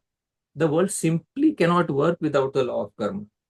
And sooner or later, karma will catch up to everybody. But I don't have to get involved in it and say, uh, by my cursing, let this person suffer 10 times. I don't have to get involved in that. And if we get involved in that, sooner or later, Mataji, we are perpetuating the vicious cycle. And we don't want to perpetuate that vicious cycle because it harms us. And as I have said many times, the Upanishads say the living entity loves one's own self the most. And since I love myself the most, I don't want to get implicated in any of these things. So as a smart person, I will try to not get implicated as much as possible. Although I understand that speaking high words in a public class is very easy, and when real life situations arise, it is very difficult. But if by practicing abhyas gradually, if one can learn to overcome the temptation of retorting back every time, one will find oneself on a higher platform where one is more peaceful. So I hope that answer gives some satisfaction to the query. Okay. Thank you, Prabhu. I'll think about it. Thank you so Yes. much. Hare Krishna. Hare Krishna. Thank you, Prabhuji. Next, we'll go to Premanand Prabhu. Okay. Hare Krishna, Prabhuji. Am I audible? Yes, sir. You're also visible. Haribo. Okay, thank you. Prabhuji, thank you so much for clearing this misconception. Now I will feel less guilty about not achieving these qualities for chanting the Harinam. I have a question about the Anvaya, Prabhuji. If Yeah. you can maybe show the Sure. Anvaya Sure. slide. I'll share the Anvay slide with you so that you can ask your query based on the slide. Here is the slide in front of you. Okay, so Prabhuji, my question is, it says Hari is worthy of constant glorification by someone. So my question is, it seems like it's a unless you have all these qualities, Hari is not worthy of constant glorification. The word worthy is troubling me. Yeah. It could have been like, okay, Hari can be constantly glorified by someone who has these qualities, but worthy part is what is really not sitting well with me. So if you could please clarify. So tṛṇād api sunīcena, taror api sahiṣṇunā, amāninā and mānadena are the 4 qualifications given. And by such a person, hariḥ sadā kīrtanīyaḥ. Hari is worthy of constant glorification. Kīrtanīyaḥ has the suffix aniyah. Aniyar suffix is used in the sense of being worthy. So actually, I should have put worthy in front of kīrtanīyaḥ, but the English statement will not. Therefore, I put it in the sadā. Is worthy. Actually, worthy comes from the aniyah of kīrtanīyaḥ. So, Kirtani, Hari is worthy of constant glorification. Now, if somebody doesn't have all these qualities, then what? It basically means this person doesn't have bhava bhakti, which means neither will a person be tṛṇād api sunīcena, nor will they be taror api sahiṣṇunā, nor will they be amāninā, nor will they be mānadena. And obviously, they will also not be able to do sadā Hari Kirtan. So, all symptoms of bhava bhakti will collapse.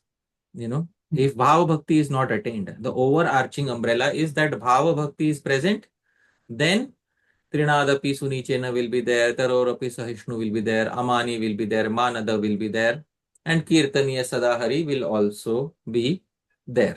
So that is what is the meaning of the verse. That it doesn't mean that it should not give any trouble, because all these symptoms will be attained immediately on the attainment of bhava bhakti. As soon as bhava bhakti is attained. Or Shri Rupa Goswami says, Jata bhavankure, even the seed sprouts. As soon as the seed of bhava bhakti sprouts, you will not have to put any additional effort. So please don't take any headache about that, these are prerequisites and I have to first develop these and then will come Kirtaniyaḥ Sadā Hari. That is not the case. Right? So this is how the verse can be understood. These are all symptoms of bhava bhakti. Right? Thank you so much, Prabhuji. Thank you. Hare Krishna. Thank you, Prabhuji. We'll go to Purushottam Prasad Prabhu next. Hare Krishna, Prabhuji. Dandavat Pranam. First of all, thank you so much for doing such a beautiful research and presenting it to us and clarifying this. It's kind of ice-breaking session for me today. A long time it was there. Many times the mind keep on saying we have to maintain this tṛṇād api sunīcena. We speak, give classes. When the situation comes, fails. For me especially. I fail in front of devotees only. I confess myself.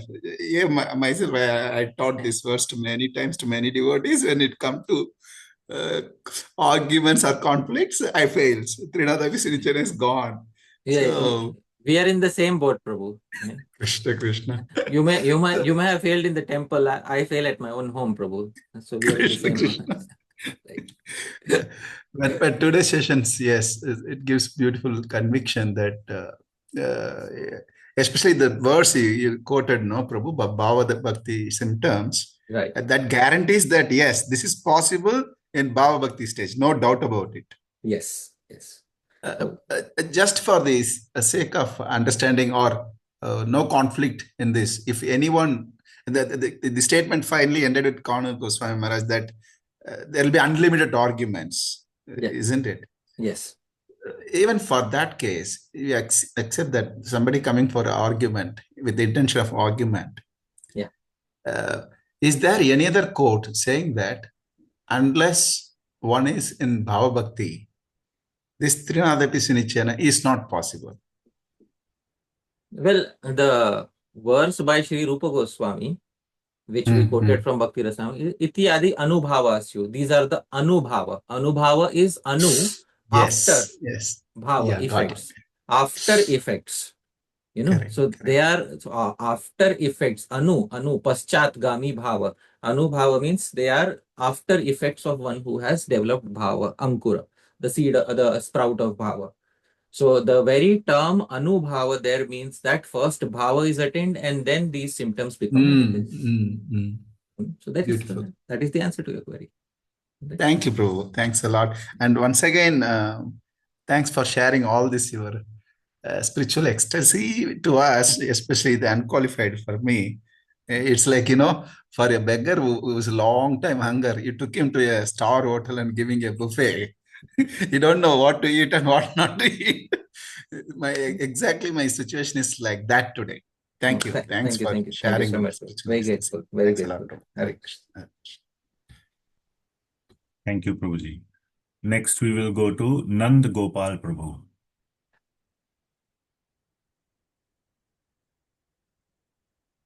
Hare Krishna Prabhu, Dandavat Pranam. Thank you very much for the wonderful class. I'm really fortunate to have this association. I was thinking that when one thinks that these tṛṇād, sunīcena, these qualities one can attain by self-effort, that in itself is self-defeating, isn't it, Prabhu? Yes. That's what I was thinking. Yeah. One flouts the quality of being amāni when one has the man, the pride that I am developing these by self-effort. So the only way is then seeking the mercy of the Bhakti Devi. Yes. Because unless these are not material qualities, so by the effort of the material mind and senses, it is not possible to attain these qualities. That's why Shri Kanupriya Goswami so wonderfully, like he just put it all out in front of us, saying that you can't attain these by your self-effort. But yes, proper attitude is what is within our grasp. So at least let's have the proper attitude. So once that proper attitude is that I want to attain these qualities, I want Harinam to bestow these qualities upon me, I'm willing to seek guidance from qualified gurus, I'm willing to hear and listen from qualified personalities. The proper attitude is there, then wonderful. Then Harinam will definitely work its miracles. So that is the answer to the question. Thank you, Prabhu. Thank you very much. Hare Krishna. Thank you. I'm going to go in the sequence which is visible to me in the Zoom. Sure. So please excuse me if you felt you raised your hand earlier and you were not called. Next, we will go to Bhagavat Prabhu. Hare Krishna, Dandavat Pranam Prabhuji. First of all, thank you very much for the session, Prabhuji. It was really wonderful. Prabhuji, my question was from the Grama Katha verse. Out of these instructions to Srila Raghunath Das Goswami to be humble and all, the Grama Katha part was, it seemed executionable actually, that we can actually try this part on ourselves. So I really struggle with this this thing Grama Katha and na kahibe Grama Katha na sunibe. So are there any practical tips? Because in daily life it's really difficult to execute this part actually. I understand that tṛṇād bhi sunīcena and taror bhi sahiṣṇunā that will only come at the stage of bhakti, but this part about Grama Katha, I think can it be done on our initial stage also, and how can it be done? Sure, we can definitely try to avoid Gramya Katha by our effort as much as possible. But the material mind is a monkey; it will keep jumping, and what we have resolved yesterday will be forgotten today, and then another sensational news comes in front of us, and then we again start gossiping about it, and the Gramya Katha begins again. So actually, we try our best to keep ourselves away from Gramya Katha. But when we saw the Bhakti Rasamrita Sindhu verse, one of it is avyartha kalatvam, non-wastage of time, and viraktir. Viraktir means detachment from material subject matters in general. So Bhagavat Prabhu, these two automatically include the mood of keeping away from Gramya Katha. So all this staying away from Gramya Katha is also finally attained, completely attained after attainment of Bhava Bhakti. I hope that answers your query to some degree of satisfaction. Prabhu, just a small follow-up. So tṛṇād, we can actually try to avoid Gramya Katha at our stage, but we cannot try to be humble and be tolerant artificially. We can try to avoid. Yeah, you can try everything through yourself, but beyond a certain point, it becomes artificial. You have to understand this thing. Beyond a certain point, it becomes artificial. You can try to avoid Gramya Katha to a certain degree, but beyond a certain point, your mind will say, hey, now it's becoming too much. You know? So that is what the mind will start saying. So you can try your best, but it is only by the mercy of Harinam and the guidance of the sadhus that you will finally come out of the entire tendency completely. Right? Thank you very much, Prabhuji. Hare Krishna. Right. Thank you. Next, we will go to Devansh Prabhu. Can you unmute? Devansh Prabhu? Hare Krishna. Yeah, we can hear you. Am I audible? Yeah. Hare Krishna, Prabhuji, Denver Pranam. Thank you so much for your hard work, Prabhu. Thank you so much for clearing all the misconceptions, Prabhuji. I can't thank you enough. And thank you so much again.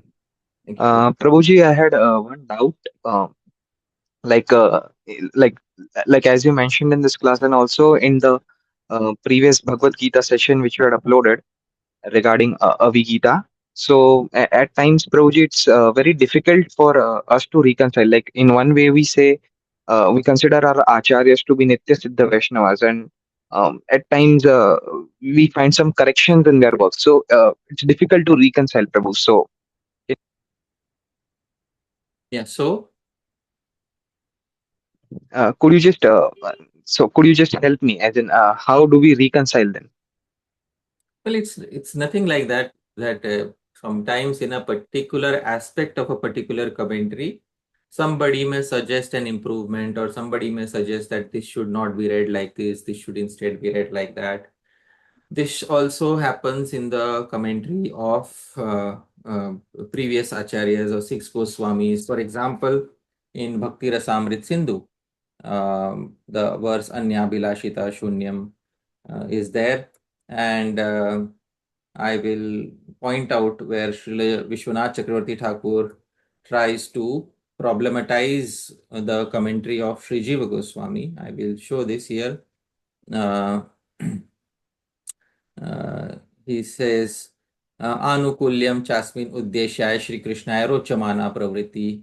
And Srila Vishwanath Chakravarti Thakur, in his commentary, he problematizes it.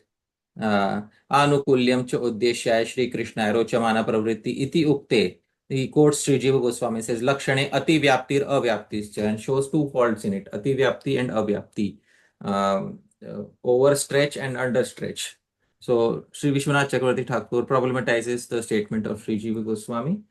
See, finally, commentaries help you understand Bhakti Tattva, and in certain small tattvas, certain small points, there may be some differences of opinion, or somebody may say, no, this is not correct, this is actually correct. But when it comes to your actual practice of Bhakti, your actual sadhan Bhakti,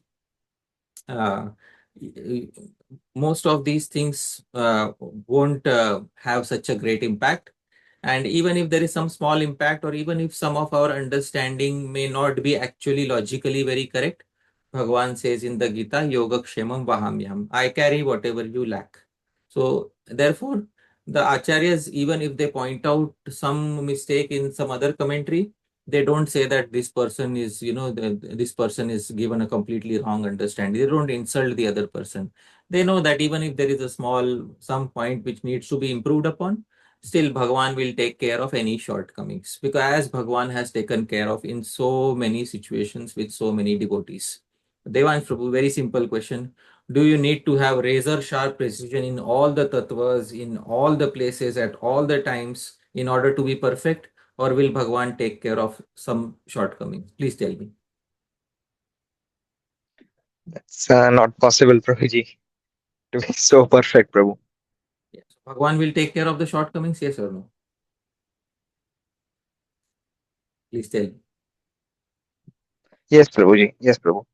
Because Bhagwan has said something in the Gita, and I will quote that particular verse. This is 9:32, and Bhagwan has said in the Gita 9, Mam hi partha vyapashritya ye pisyu papayona striyo vaishyas tata shudras tepi yanti param gatim.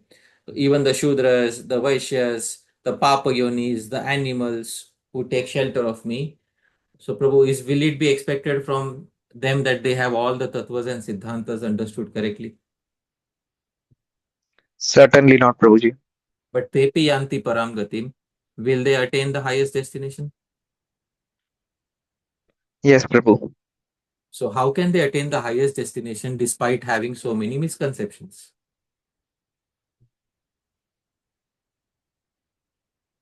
Right, Prabhu. Answer responsibly, as in he takes care of it. Bhagwan takes care of it, isn't it? Bhagwan takes care of, because there are some people who will give the impression that uh, unless you are completely perfect in all respects, then till that time you will not be able to attain perfection. So that is not how, it works. So I hope that answers your query to some degree of satisfaction. Thank you so much, Prabhuji. Yes, Prabhu. Thank you. Okay. Hare Krishna. Hare Krishna. Thank you, Prabhuji. Next, we'll go to Abhay Vishwambhar Mishra Prabhu. Hare Krishna Prabhuji. Thank you very much for the wonderful class. Based on today's explanation by Kanupriya Goswami, I just remembered the Bhagavad Gita's 16th chapter, first verse, where Abhayam Sattva Samshrutya, that verse. In that, Krishna says, Devim, that these are the divine qualities, and based on which these are the divine qualities visible in a saintly personality. So I just wanted to confirm that this Sampadam Daivam is a same criteria based on which these qualities are visible. Like today we discussed on tṛṇād, sunīcena, and taror sahiṣṇunā. So is it the same because its personality has that Sampad Devam, that he is able to exhibit such wonderful qualities? Is that the correct understanding, Prabhu, or is it by one's practice, or that these qualities are visible in a devotee? All right. So I will share the reference, and so that it says 16.1 Abhayam Sattva Samshuddhir Jnana Yoga Vyavasthiti Dhanam Damascha Yajyascha Swadhyayastapa Arjavam Ahimsa Satyam Akrodhas Tyaga Shantirapaishunam Daya Bhuteshvaloluptvam Mardavam Hrira Chapalam Teja Kshama Dhritir Shaucham Adraho Na Ati Manita Amāninā. All right. And Bhavanti Sampadam Daivim Abhijatasya. All right. And what is the meaning for one who is Abhijat? And what is for one who is born with them? All right. So this is one who is born like this. Born, why? Because previous lives he is carrying it forward. And that is why. From previous life he is carrying it forward. That one who is born with these qualities. Is it that he brings all these qualities together after birth, or is he born with the seed of these qualities? Please tell me. Born with the seed of these qualities. Wonderful. He is born with it. Janmana, from birth, he is superior. By birth, he is superior. Why? Because he has earned it by the mercy of Bhakti Devi, by the mercy of the process of Jnana Yoga in previous lives. So, he has earned it. It is his birthright. That is what you call a birthright. It has come to him by birth. So that is what it is. All right. Thank you. Thank you very much. Thank you, Prabhuji. Next, we will go to Krishna Patra Prabhu. Hare Krishna, Pranam Prabhuji. Am I audible, Prabhuji? Yes, Prabhu. Prabhuji, in one of the songs of Srila Bhaktivinoda Thakur, he write that Doino Daya Unne Man Pratishtha Varjan Char Gune Guni Hoya Karaho Kirtan. We see that these are the symptoms of Bhava Bhakti, and it seems there like it is that he is trying to say that cultivate these qualities and then try to do Kirtan. So, Prabhuji, how we should take it, or how we should understand it? All right. So here is what here is your quoting from Srila Bhaktivinoda Thakur. He says, Dainya Daya Anyeman Pratishtha Varjana Chari Gune Guni Hai Karoho Kirtana. All right. So this is what Srila Bhaktivinoda Thakur is saying. This is what you are quoting. Dainya, humility, daya, mercy, anyaman, giving respect to others, pratishtha varjan, not expecting any respect for oneself, chari gune, with these four qualities, guni hoi, become equipped with them, and then karaho kirtan, and then you perform kirtan. All right. So by possessing guni hoi, by possessing these four qualities. Now, question is, by possessing these four qualities, question, how? First, by self-effort, or by mercy of Naam? Bolo. How will these four be attained? The mercy of Naam. So by possessing these four qualities, what are these four qualities? Humility, merciful, respect and renunciation of desire for bracket, by mercy of Naam. In such a state, you may sing the glories of the Supreme Lord. That's how it is to be understood. That's how you put everything on the same page. Right? Okay, bro. Okay. Otherwise, what he has to do is, then he has to tell you how to separately cultivate this, how to separately cultivate this, how to separately cultivate this, and how to separately cultivate this. So there should be songs for this. Are there songs for separately cultivating humility, daya? Are there any songs for separate cultivation of this? No. So all of these are attained automatically by a person. Jata bhavankure jane. By one who has attained the seed of bhav. Right? So that is the answer to the query. Thank you. Prabhuji, may I ask a question on the Sure. similar line of thought? Sure. So I thought it's appropriate point to ask since Krishna Patra Prabhu asked it. Prabhuji, I'm a little slow in my understanding, so please excuse me. When you were presenting, it was a very nicely presented thought that, so I understand that, we cannot put conditions on Naam Prabhu, otherwise the conditions become superior. Yeah. And also I understand that these qualities are fully manifested at Bhav stage. So, and you will cover this next time as well. Yeah. So during sadhan stage, we can, one may have these these bad qualities sometimes, but one should continue to do Naam. However, the question I have is that just these qualities of developing humility and all are mode of goodness qualities, are sattva guna. So maybe there is no contradiction here in my mind, but these can be developed by one's own effort, correct? I mean, they don't, for a person who is, let us say, not doing Naam, these qualities per se are mode of goodness qualities. They have nothing to do with bhakti per se. Right. So a person who is sattvic in nature, but maybe nastic, or could also develop these qualities solely by his own effort, right? Sure. This is where, I could not I could not type everything word to word what Sri Kanupriya Goswami had specified. He said you will develop. but you have to maintain it constantly, isn't it? Huh? Mhm. You have to maintain it constantly. And there's a very nice catch to the verse. I'll show you the catch to the verse, and I will go back to the anvay of the verse. Okay. And I will share the anvay of the verse. And Prabhu, Sada aligns with what? You said aniyaha. Okay. So Is that what you're asking? Yeah. So Hari is worthy of constant. What is the meaning of Sada, Prabhu? Sada means always or Always. constant. Right. By Kakakshi Nyaya, Sada also aligns with tṛṇād api sunīcena. What is Kakakshi Nyaya? Kakakshi Nyaya is the maxim of the eye of the crow. The eye of the crow, sometimes it aligns with the left eye socket, sometimes with the right eye socket. So tṛṇād api sunīcena, is it a one-time condition or sada condition? Please tell me.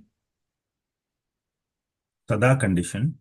Taror api sahiṣṇunā is a one-time condition or sada condition? Sada. Amāninā and mānadena are also sada? Yeah. So technically sada should align with all four instead of only with kīrtanīyaḥ hariḥ. Yes, I understand that. Wonderful. Now, if a person is an atheist and by self-effort develops these qualities, the person, even though he or she is an atheist, is still under the controls of material nature. Yes. How long will material nature allow such a person to remain in sattva guna? I know what you're saying, but very short time. That's the straight Yeah. answer. But Yeah, and again, therefore the Srimad Bhagavatam says these things, that these are the after effects, anubhava. And this is the verse from Srimad Bhagavatam, 5th canto, 18th chapter, verse number 12. Here it is in front of you. Yasyasti bhaktir bhagavati akinchana sarvair gunais tatra samasate sudhaha. Yasyasti bhaktir bhagavati, one who has bhakti towards Bhagwan. But what sort of bhakti, Prabhu? I have highlighted here. Which bhakti? yeah, akinchana. Akinchana, one-pointed bhakti. Sarvair gunais tatra samasate suraha. All the gods, along with all their qualities, tatra samasate, become included in his personality.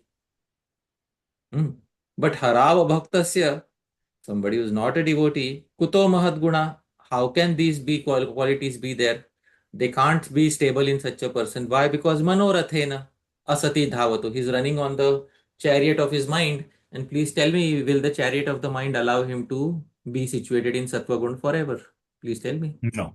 No. So this verse is this very verse is the praman that only after experiencing bhava bhakti, one-pointed bhava bhakti, will the various devatas also manifest these qualities. You may say these are material qualities, but are these qualities the cause or are these qualities the anubhavas, the effects? Please tell me.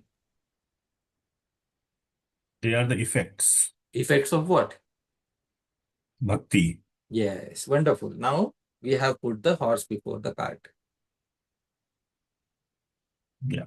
So just to summarize, what you're saying is, yeah, this on one's own effort, it is possible to develop it for a short time, and the short by mathematically speaking is a relative term, but sooner or later, manoratha or material natures and the power of the mind, his material mind, will take over. So it is a situation of unstable equilibrium. You can try to keep the equilibrium for as long as you possible with your material faculties. Sooner or later, it will show its instability. Wonderful. Yes. Okay. Perfect. Got it. Thank you. Oh, we have a query from Dhāmeśvara Mahāprabhu. Yes. The roles are reversed today. All right. Dhāmeśvara I heard my name. I'm not sure what was said though. Yeah, it's your turn, Prabhu. You raised your hand. Oh, thank you so much. I was wondering, why is there no clear causal relationship described in the language of this verse? That this causes this, or that causes that, or these things happen side by side, why is it apparently vague in terms of causation? All right. Why is it vague in terms of causation? The Anushtup meter allows limited number of syllables, limited number of words, and therefore you need commentaries and further explanations, and therefore the further explanations came in the Chaitanya Charitamrita, where Sri Kanupriya Goswami quoted from Chaitanya Charitamrita, Sri Chaitanya Mahaprabhu's instructions to Raghunath Das Goswami. It says Krishna Nama Sada Labe, that you always take Krishna. It was not cause and effect relationship. All of them were described simultaneously as, instructions by Sri Chaitanya Mahaprabhu. So because the verse is in the Anushtup meter, and since Anushtup meter allows limited amount of space, therefore Sri Chaitanya Mahaprabhu has arranged it in this way. And it also impels one to seek guidance in order to properly understand this particular verse. So that is the reason. Thank you. Yes, from Gaurav Prabhu. Yes. Next, we will go to Kamla Mataji.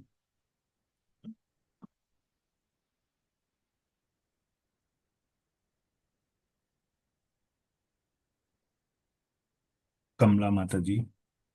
Hare Krishna. Please accept my humble obeisances to Parshad Prabhu and all the Vaishnavas and Vaishnavis. Thank you so much, Prabhuji. This was such a wonderful session, and definitely, I'm sure, many others like me would have been struggling with this, the tṛṇād sunīcena. It's so hard. It's so hard, Prabhu. And thank you for giving us hope. It's impossible. It's impossible from our effort.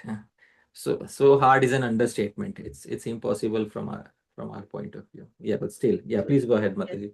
Yes. So Prabhuji, my question here is that because this is a material world, so everything in this material world is inverted, right? So sometimes it so happens, as I'll give you an example, like in poet William Blake, he says that when a child is born, he is innocent, but after we gain experiences, then the innocence is lost. Then he says that after experience, when you attain super innocence, that even though you have been abused or mistreated, but still you have bad experience, but still you may try to come to that level of innocence, that is super innocence. So similarly, Prabhu, my question here is that humility is hard to attain, and when initially everybody joins, then we're very humble, right? But gradually with our experiences, we come to an understanding that sometimes it's being misused. Then how to remain humble in this situation and attain that super innocence that William Blake talks of, Yeah.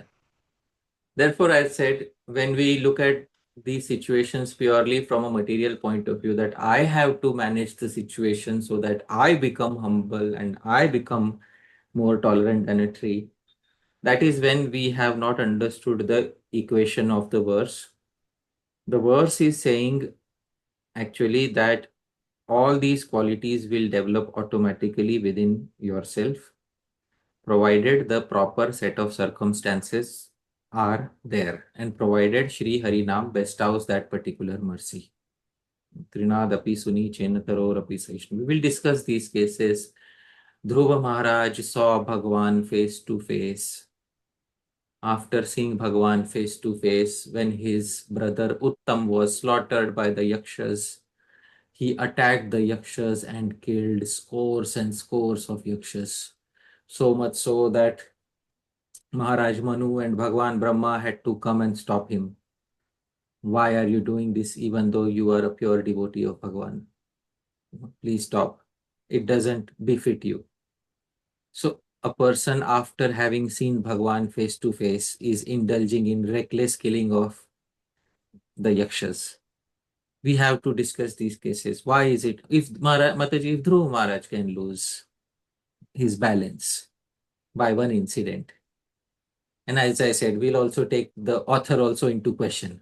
If Sri Chaitanya Mahaprabhu can lose his balance when Chandkaji breaks the mridanga of the devotees, shouldn't the authors be held accountable for their own words? That is what an acharya is, isn't it? So then once we have a proper understanding of the verse, then we will be able to draw a border. That this is where, these are the circumstances in which tṛṇād sunīcena verse is supposed to be understood. And when we have that proper border drawn in our mind, then we won't have false expectations from ourselves. Because what we are doing is we are having some false expectations from ourselves. We are not naturally in the situation of tṛṇād sunīcena. And then somebody tells us you must be first, then otherwise you can't have progress on the path. And then we try to force ourselves. It's like bringing petals together, sticking them with glue, putting some perfume on them and saying, this is my flower. And this is not how a flower is supposed to develop. So how to do it organically? So we will have to learn the entire art of tṛṇād sunīcena, but you will have to wait for a future session that I will unpack the verse even more, because there's a lot I have to say about this verse and how the verse should not be misapplied, and how the verse, Sri Chaitanya Mahaprabhu has not penned a verse or written a verse which is impossible for everybody. Of course, he has written a verse which should be possible for everybody.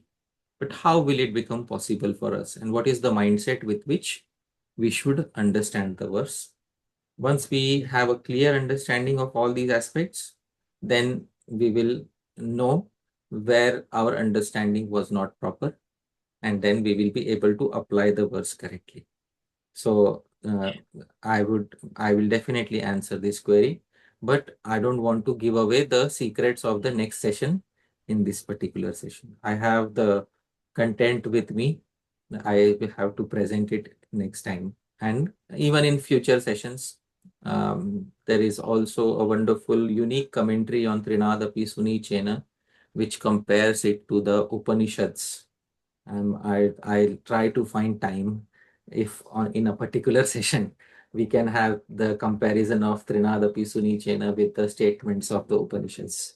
So we'll see all of that, Mataji. But I'm very happy that it has stoked such a wonderful interest in so many devotees, because I think this verse has personally affected so many devotees, especially misunderstandings of the verse have personally affected so many devotees. So it's very much needed that we should not have any misgivings about this verse.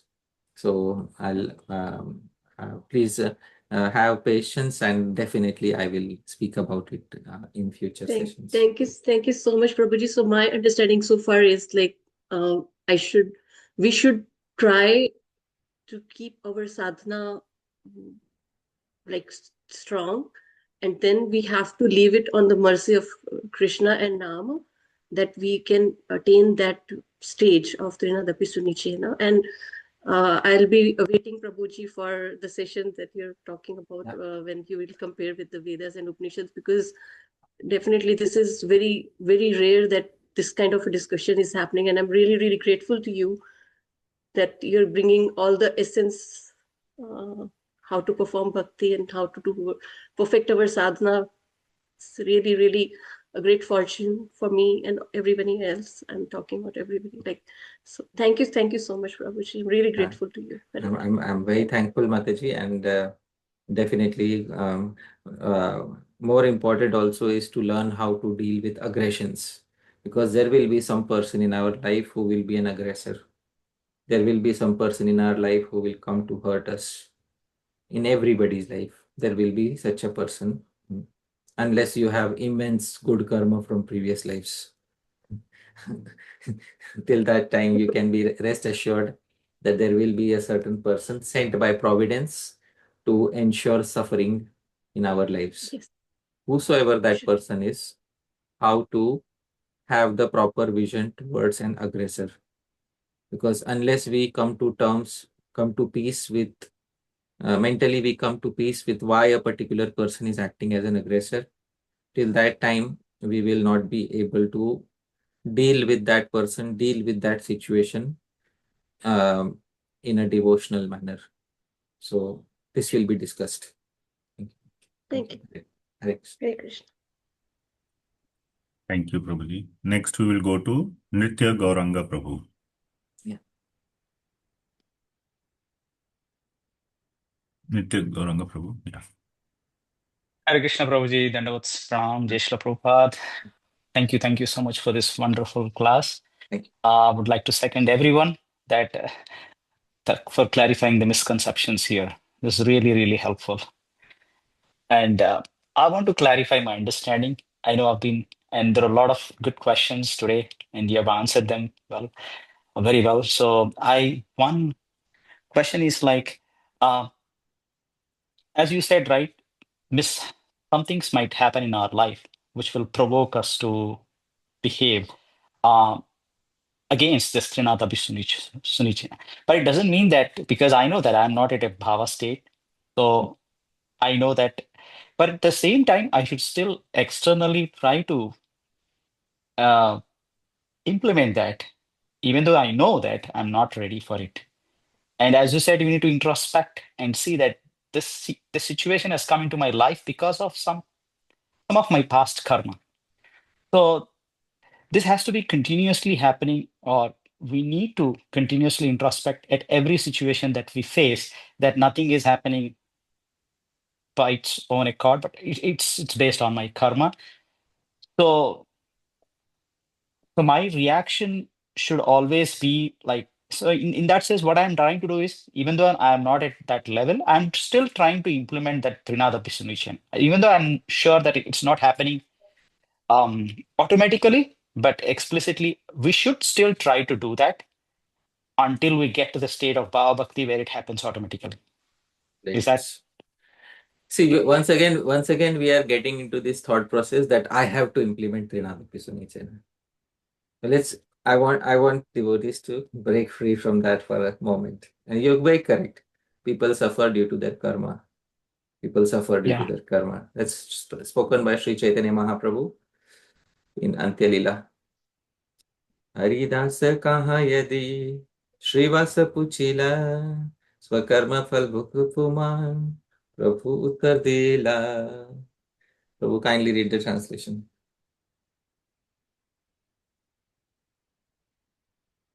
When Srivas Thakur inquired from Sri Chaitanya Mahaprabhu, where is Junior Haridas? The Lord replied, a person is sure to achieve the results of his fruitive activities. Swakarma phala bhukupuman. This is the statement spoken by Sri Chaitanya Mahaprabhu. Swakarma phala bhukupuman.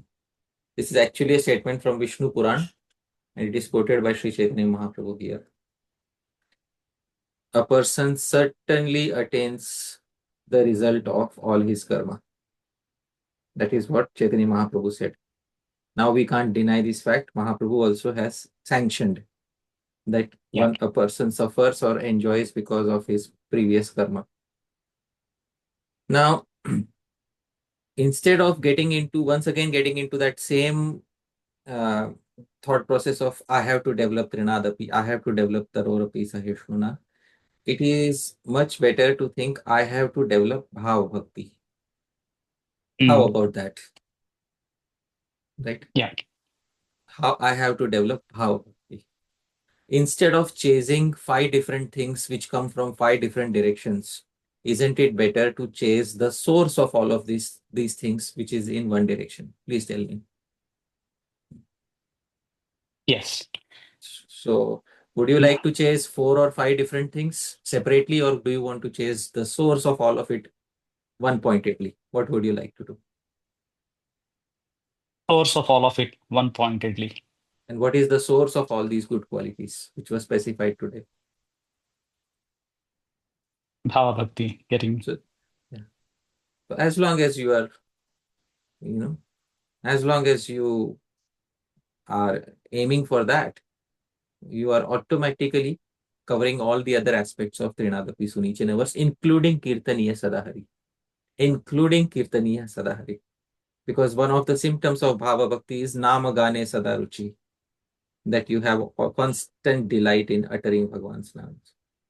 So ensure bhava bhakti, and you have ensured the success of the entire tṛṇād sunīcena verse. So this is one of the points today I want to emphasize, that get out of this, I should also get out of the thought process that this verse is, I have to cultivate all these qualities separately. Let's get out of this thought process. Yeah. One last clarification. Even though we should come out of this, that I have to cultivate this, but at the same time, how do I react? Like when the situations provoke, my one single pointed attention, as you mentioned, is go to the practice in such a way that you will attain the Bhava Bhakti.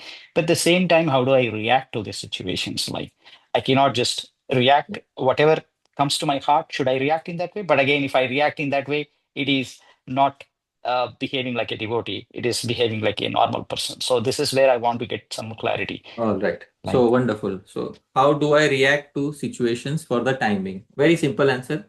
You react according to Shastra, according to your position that you are currently on. Shri Krishna says in the 11th canto of Srimad Bhagavatam that to be situated in your own position is actual piety. And I will share the verse and you can read the translation. It is 11, 20, 26. Sve sve adhikare yanishta sagunah parikirtitah. So please read the translation.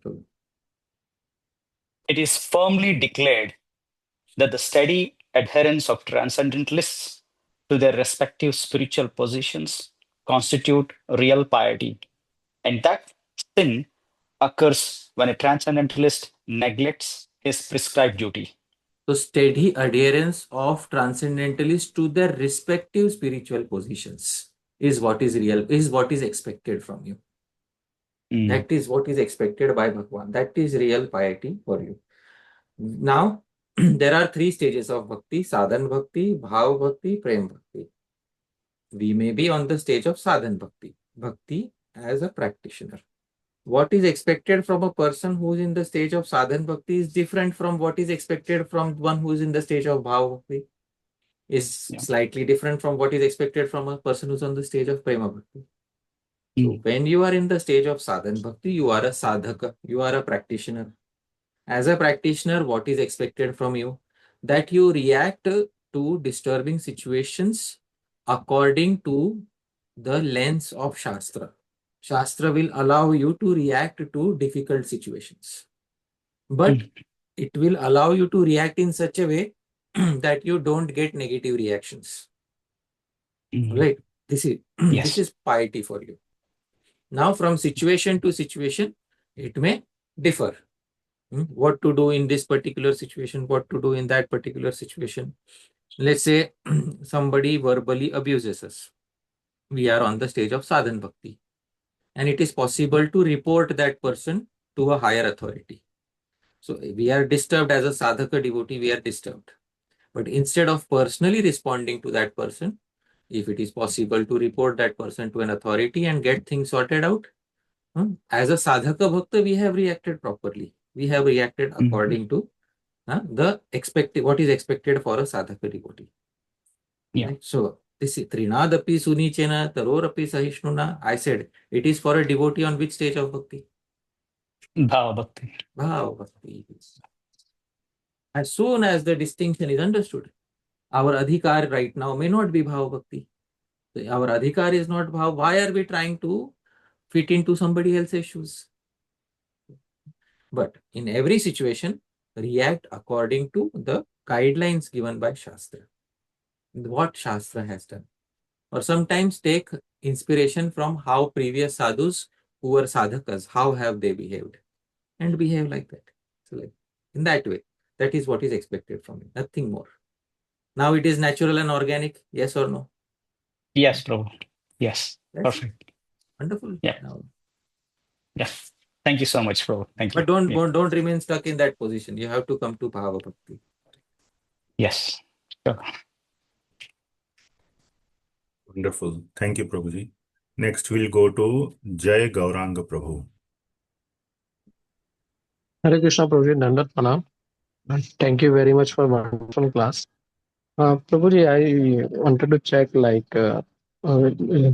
Srimad Bhagavatam, when Parikshit Maharaj was touring, he came across that Dharma was brutally tortured or insulted. And in reply to that, Dharma said that he doesn't know who is the cause, and Parikshit Maharaj very much applauded him and said that anyone who is pointing to the offender is also get implicated. So how do we understand that whole instruction given by in Srimad Bhagavatam to this tṛṇād sunīcena verse? I mean, you're putting a very different verse to a very different. I'm saying that this discussion is going to come up in the future because you want me to reveal all the secrets of how to understand karma, which I want to explain in the future. I'll definitely take up that verse. But is it okay if we wait for a week or two, Jai Gaurang Prabhu? Sure, Prabhu.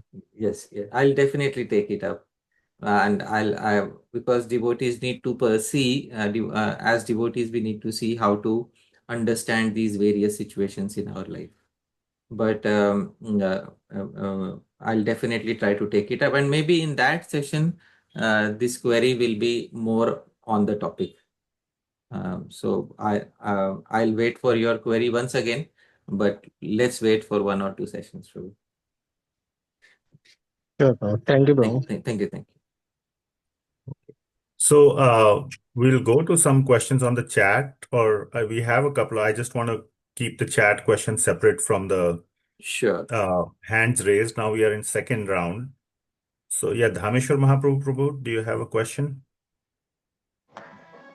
Yes, thank you so much. Srila Prabhupada used to be a follower of Gandhi, and he believed that India needed its independence before people would take the spiritual message seriously. Sometimes I think about how Muslims invaded and the British invaded and had such a negative long-term effect on India. Do you feel like, well, I was wondering what was the change of mind and heart that Srila Prabhupada had, and is there importance for Kshatriyas and borders and fighting invaders and things like that to protect the spiritual culture? Wonderful. Yes. So Srila Prabhupada was definitely heavily influenced by the teachings of Gandhiji in his youth, so much so that he took up wearing khadi, and all of those things happened when he was in his college. But Srila Prabhupada was not favorable to all the points given by Gandhiji in his philosophy. Especially Srila Prabhupada didn't like very much the non-violence thing, because there's this non-violence that it doesn't work on the political and social level for the entire society. For the entire society, you need protectors and you need kings. And only non-violence doesn't work in front of a person who is planning to attack the entire society or ruin an entire nation. Therefore, Kshatriyas are needed. Therefore, the need to distinguish between what is Vyavaharik and what is Paramarthik. Vyavaharik is what is the common ground level reality for all the common people. That is Vyavaharik. And Paramarthik is what is one's individual spiritual reality. Paramarthik. So the need to distinguish between the Vyavaharik and Paramarthik, the common general level of reality and one's own individual level of spiritual reality. This distinction needs to be made in general while dealing with the society. Therefore, it is very much needed that there should be Kshatriyas who should fight off any potential invaders. And definitely, India did produce many Kshatriyas who fought very bravely the invaders and who literally took back entire India from the invaders. So it is India did produce such Kshatriyas, and tṛṇād sunīcena, is basically some for individual people who have attained bhava bhakti. It is not meant to be applied on a societal level or on a political level, because on a societal or political level, the verse is being misapplied. The verse is applied correctly only on one's personal level, and only for a person who has attained the platform of bhava bhakti. It will happen automatically. So that is the answer to the query. I hope that satisfies your query to some extent. Yeah, great answer. It's Thank very you. similar to the understanding of the Crusaders. They were Yes. Christians, and so personally they believed in turning the other cheek. Yeah. Similar idea that if someone slaps you, you should give them the other cheek on an individual level, but on a societal level, when Muslims kept invading and killing them for the sake of protecting others, they went to war. I Anyway, want to show one statement, Dhāmeśvara Mahaprabhu, and I'd like you to read the translation. This statement is by Chaitanya Mahaprabhu or Param Karuna Prabhu. Maybe you can read the translation. I will share the screen, Prabhu, Param Karuna Prabhu. Please Yeah. read Sri Chaitanya Mahaprabhu's verse, Prabhu. Please read the original verse. Prabhu agya dilayaha karaha kirtana muni samhari muaji sakala yavana. Please read the translation. Lord Sri Chaitanya ordered, "Go perform sankirtans. Today I shall kill all the Muslims." O tṛṇād sunīcena tarorapi sahiṣṇunā amāninā mānadena kīrtanīyaḥ sadā. So this is, we are going to discuss all of this. The person who said tṛṇād sunīcena tarorapi sahiṣṇunā, look at his statement in Adilila, go perform sankirtan. And there below, Gandhi is known for having started the movement of non-violent civil disobedience. But 500 years before, Sri Chaitanya Mahaprabhu started his movement of non-violent, but it's not non-violent. Chaitanya Mahaprabhu is clearly indicating violence, but on Prabhupada's non-violent. So in this way, if we became whenever there are obstacles, one should kill the opposition with reason and argument. If we become violent in every case, so Srila Prabhupada tries to say that we should be reasonable, we should try to argue. But if you see the actual mood of Chaitanya Mahaprabhu today, today I'll kill all the Yavans. So this is, the same person who wrote tṛṇād sunīcena. I told you that, we have to, there's a major understanding which we need to develop before we know what is the exact context of tṛṇād sunīcena. I really loved reading this section when Chaitanya Mahaprabhu said this, because I understood Chaitanya Mahaprabhu is not just a false philosopher who is riding on some false idealism. When it comes to ground level realities, Chaitanya Mahaprabhu knows what to do.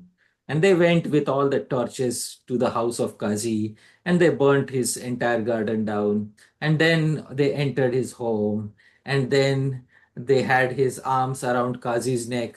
And then they said, "Will you allow us to do kirtan or not?" That's what the followers of Chaitanya Mahaprabhu did. And then the Chand Kazi was obviously, with the devotees' hands around his neck. Chand Kazi obviously said, yeah, definitely. You are my relative, Chaitanya Mahaprabhu. Definitely. How can I stop you from performing kirtan?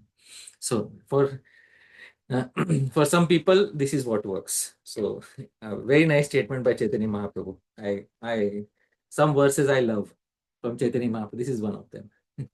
All right, let's move ahead. All right. Next, we will go to Bhavya Bhagavan Prabhu.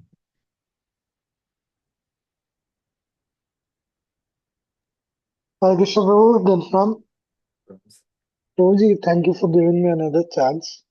So Prabhuji, you were talking about that things cannot be artificial also. So, and I wanted to understand, so when we get somebody does some wrong to us, okay, so we can we can know that it is due to our karma and all of that, and we can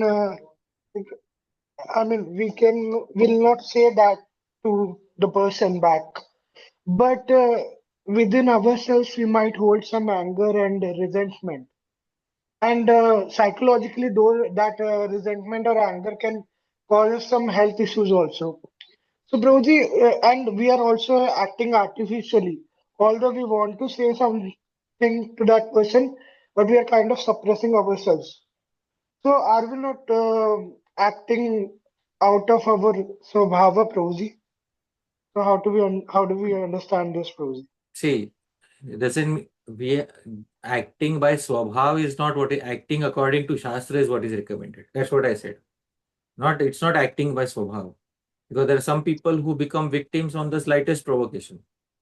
And if they start acting out of swabhav, then they will burn the entire world.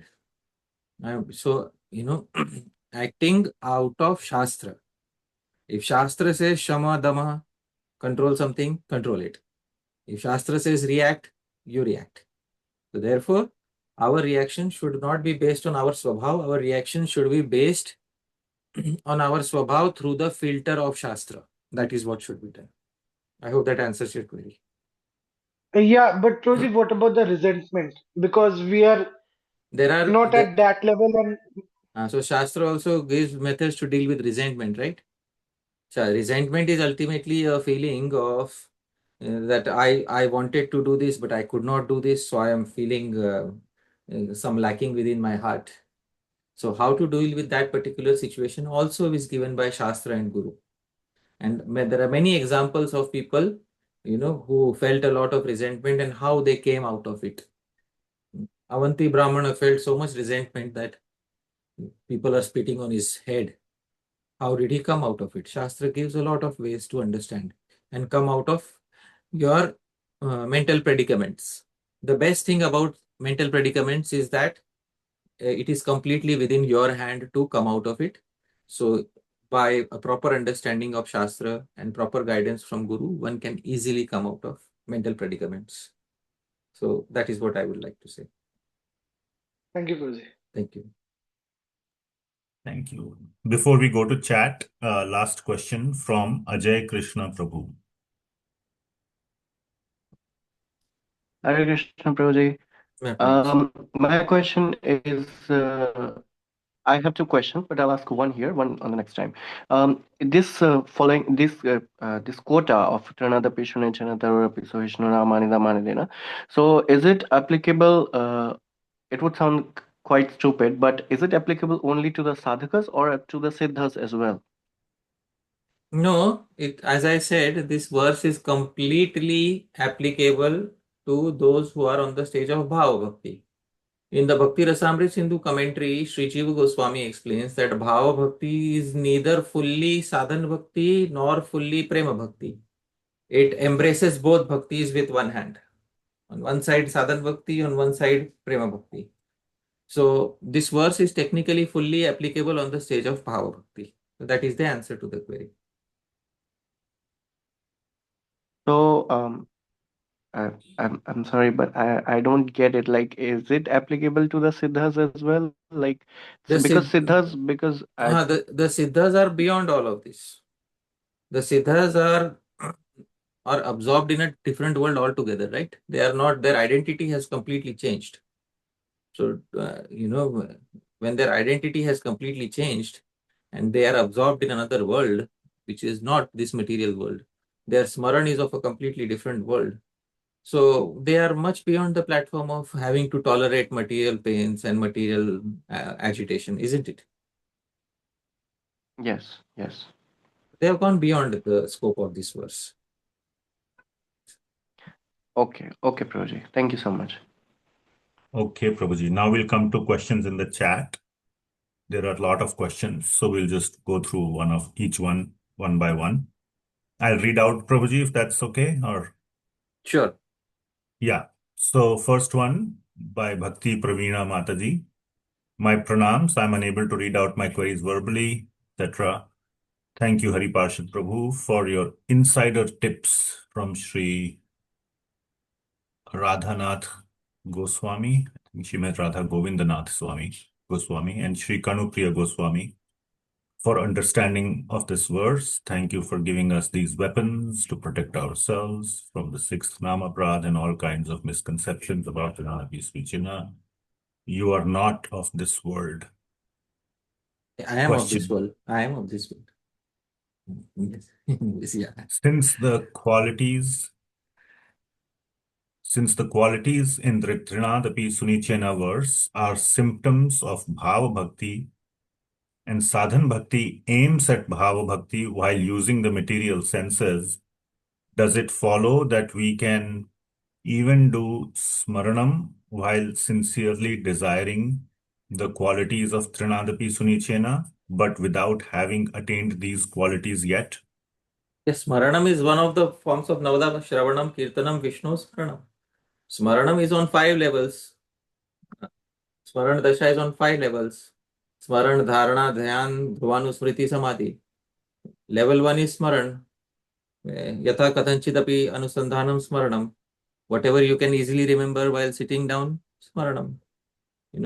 So there is no injunction that all of these have to be done only after a particular stage of Bhava Bhakti. That's the answer to the query. Right. Second question from her. If some unqualified person gets prema from Sri Chaitanya Mahaprabhu, does that person get prema in Golok Vrindavan or only in Vaikuntha? Because such individuals do not have any lobha and therefore do not practice Raganuga Bhakti, which is the prerequisite for entering Goloka Vrindavan. Well, I will point out this verse from Bhakti Rasamrit Sindhu, where it is specified that sadhana abhiniveshena Krishna tad bhaktayos tatha. Here it is. Sadhana abhiniveshena Krishna tad bhaktayos tatha prasadena ati dhanyanam bhavo dvedha abhijayate. Bhav dvedha abhijayate. Bhav is produced in 2 ways. Bhav appears in 2 ways. First is sadhana abhiniveshana, through one's sadhan bhakti. Or second is Krishna tad bhaktayos tatha prasadena, or by the mercy of Krishna or his devotees. But such people are ati dhanyanam. They are very fortunate. Shri Rupa Goswami does not say ati dhanyanam. He does not specifically say it for those who are performing sadhan bhakti. But ati dhanya extremely fortunate are those who get it by prasad, by the mercy of Krishna or his devotees. So this is what Shri Rupa Goswami says. When Shri Rupa Goswami says this ahead in the Bhakti Rasamrit Sindhu, Shri Rupa Goswami also will say that those who get it out of mercy, they are especially very special because they don't have to perform any sadhana. Here he says, Atha Shri Krishna Tad Bhakta Prasadajaha. Now, bhav which is produced out of the mercy of Shri Krishna or his devotees. Sadhanena vinayastu sahasaiva abhijayate. Sabhava Krishna Tad Bhakta Prasadaja iti iryate. So, sadhanena vina. Paramkarna Prabhu, what is the meaning of sadhanena vina? Without sadhana, bhakti. Without sadhana. So, this is without any sadhana. It appeared. So, for in case of Chaitanya Mahaprabhu giving, this is what happened. Sadhanena vinayastu sahasaiva abhijayate. Sabhava Krishna tad bhakta prasadaja iti iryate. He says specifically he says. Then he gives the subcategories of that. And then finally, he says this thing. Naradasya prasadena prahlade shuddha vasana nisargaha saivatena atra ratir naisargiki mata. By the mercy of Narad Muni, Prahlad Maharaj got that. And then finally he gives the symptoms of bhava bhakti, whether you attain it by somebody's mercy or you attain it by your sadhana bhakti. He says that. Finally, there is also a verse which says that if you attain it by Bhagwan's mercy, that's a very special type of bhava, because it is not attained by sadhana bhakti. But that is very rare, so better to perform sadhana bhakti and get your bhava. So that is the answer to the query. Thank you, Prabhuji. Next, we have this question from Jai Nitai Prabhu. He says, Hare Krishna, Prabhuji. My question is, after tṛṇād sunīcena, we will be able to do kīrtanīyaḥ sadā hariḥ. That means I have to chant 64 rounds, or I will still be doing 16 rounds and get this tṛṇād mode. You'll be beyond the mathematics when you have tṛṇād. You'll be beyond the calculations. Right. So, shall we go on? Yeah. Yeah. Next question from Manohar Gopal Prabhu. Dhanavad Pranam Prabhuji. Thank you for the wonderful class and clarification that it is at the stage of bhava that tṛṇād manifests. Regarding Mahaprabhu's reaction towards Jagai and Madai and Muslim kings, is it not allowed to be angry because they have insulted, troubled Bhagwan's devotees or stopped Sankirtan? Whereas in case of Amogha personally insulting Mahaprabhu did not react for that personal insult. He is still exhibiting humility. Can we think that Mahaprabhu did not fail to follow his own instructions of tṛṇād? And are we not supposed to still try to be humble instead of reacting? Okay. I think the next question is also similar. Can you read the next question, Prabhu? Another question is, we hear that each verse of Siksastakam represent. The question below that is. I'm just going okay. in Yeah. sequence. No. Can you read the next question by Rohini Nandan Prabhu? Okay. By Rohini Nandan Prabhu, I'll still read out the whole thing, all the glorification here. Hare Krishna, my pranams to all the assembled Vaishnavas. Thank you, Hari Parshad Prabhu, for bringing out the true meaning for another beautiful session.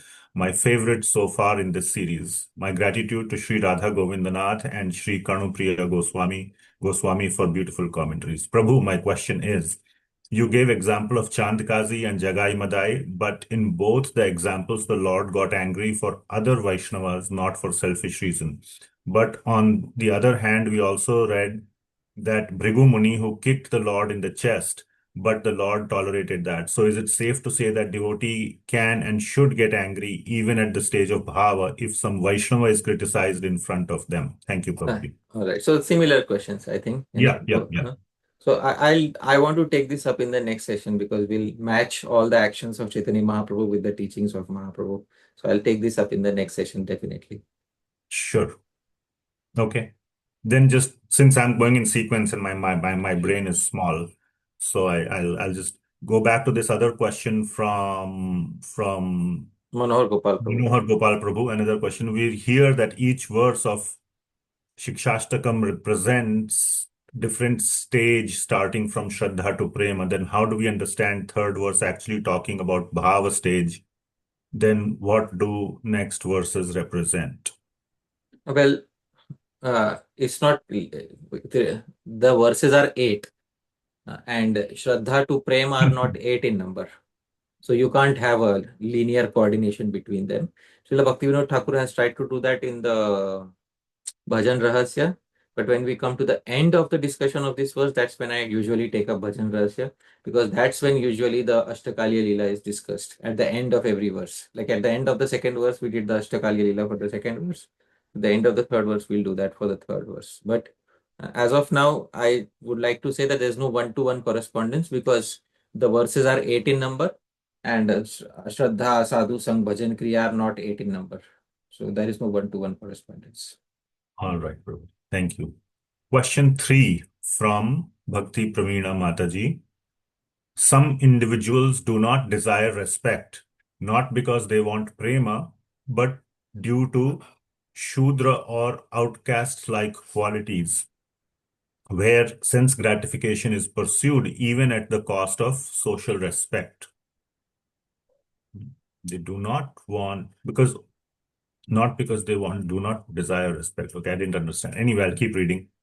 Out of pride, they mistake this for their own Vaishnava humility and believe their lack of desire for respect proves that their only goal is prema, though their actions contradict this. Sattva-guna reasoning suggests they should temporarily desire basic social respect in order to learn proper sadachar, since a brahmana's wealth is good conduct and reputation. Yet we learned from you and Shri Kanupriya Goswami that this is still only the mode of goodness, not Shuddha Sattva Bhakti.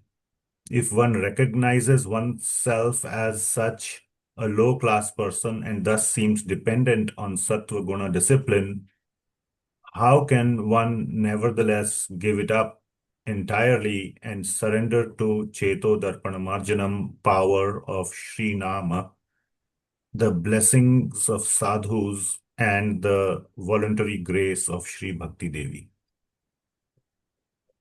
I am a little, the question had many parts to it. It was a long question.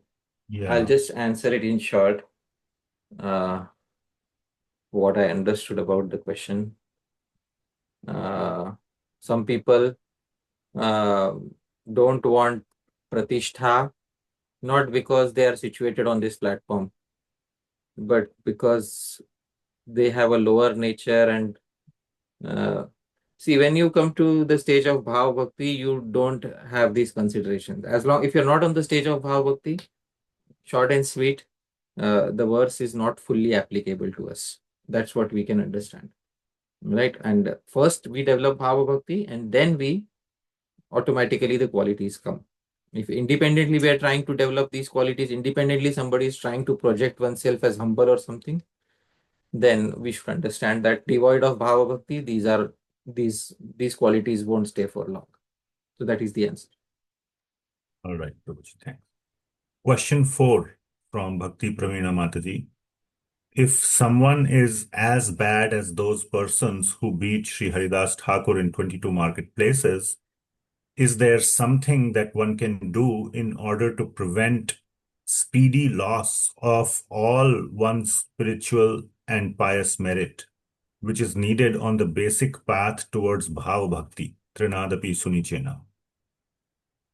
Is the Bhagavad Gita 9.22 verse applicable even for such a horrible Vaishnava Paradhi? Someone is as bad as those who beat Haridas Thakur in 22 marketplaces? Yeah, and then she's saying how to prevent speedy loss of spiritual merit. If they have understood what wrong they have done, they can come and seek forgiveness from the Vaishnava and try to make amends. That is the best way described in the Madhurya Kadambini. Shall we go on? Yeah. Or were you saying something more? No, that is the way described in the Madhurya Kadambini by which we will not lose our spiritual merit. Is Bhagavad Gita 9.22 applicable even for such a Vaishnava Aparadhi? If the Aparadhi makes amends, then they can again be situated on the path of Bhakti, and then the verse is applicable for them. Next question from Rohini Nandan Prabhu. Another question is, so instructions, upadesha, and orders, agya, are different. So when in third namaprad, guru avagya. Avagya is different from agya. Yeah. So the question is framed by contrasting agya and avagya, although both are different.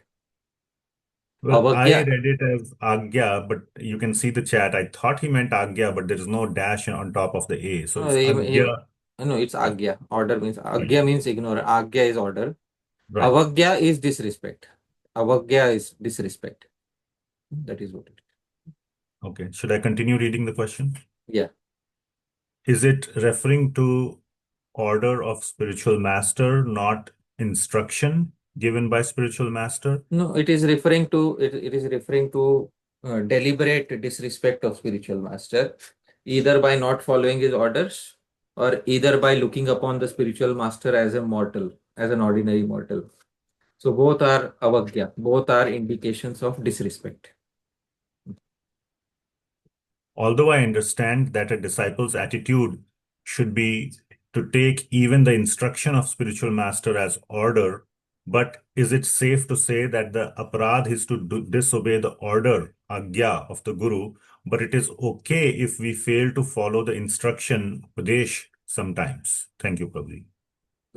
Upadesh should be taken as Upadesh, Agya should be taken as Agya. We should not conflate one with the other. Otherwise, we are taking away our own freedom of, if we turn every Upadesh into Agya. A guru gives in a general lecture, a guru may say 100 things. If we take every Upadesh as Agya, what will we do and what will we not do? So let Upadesh be in a separate compartment and let Agya be in a separate compartment. Upadeshas are recommendations. Recommendations are based on person to person. Agya is, every Upadesh cannot be followed by every person. Agya is person specific.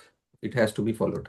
So let that distinction remain and let's not erase the boundaries between Upadesh and Agya.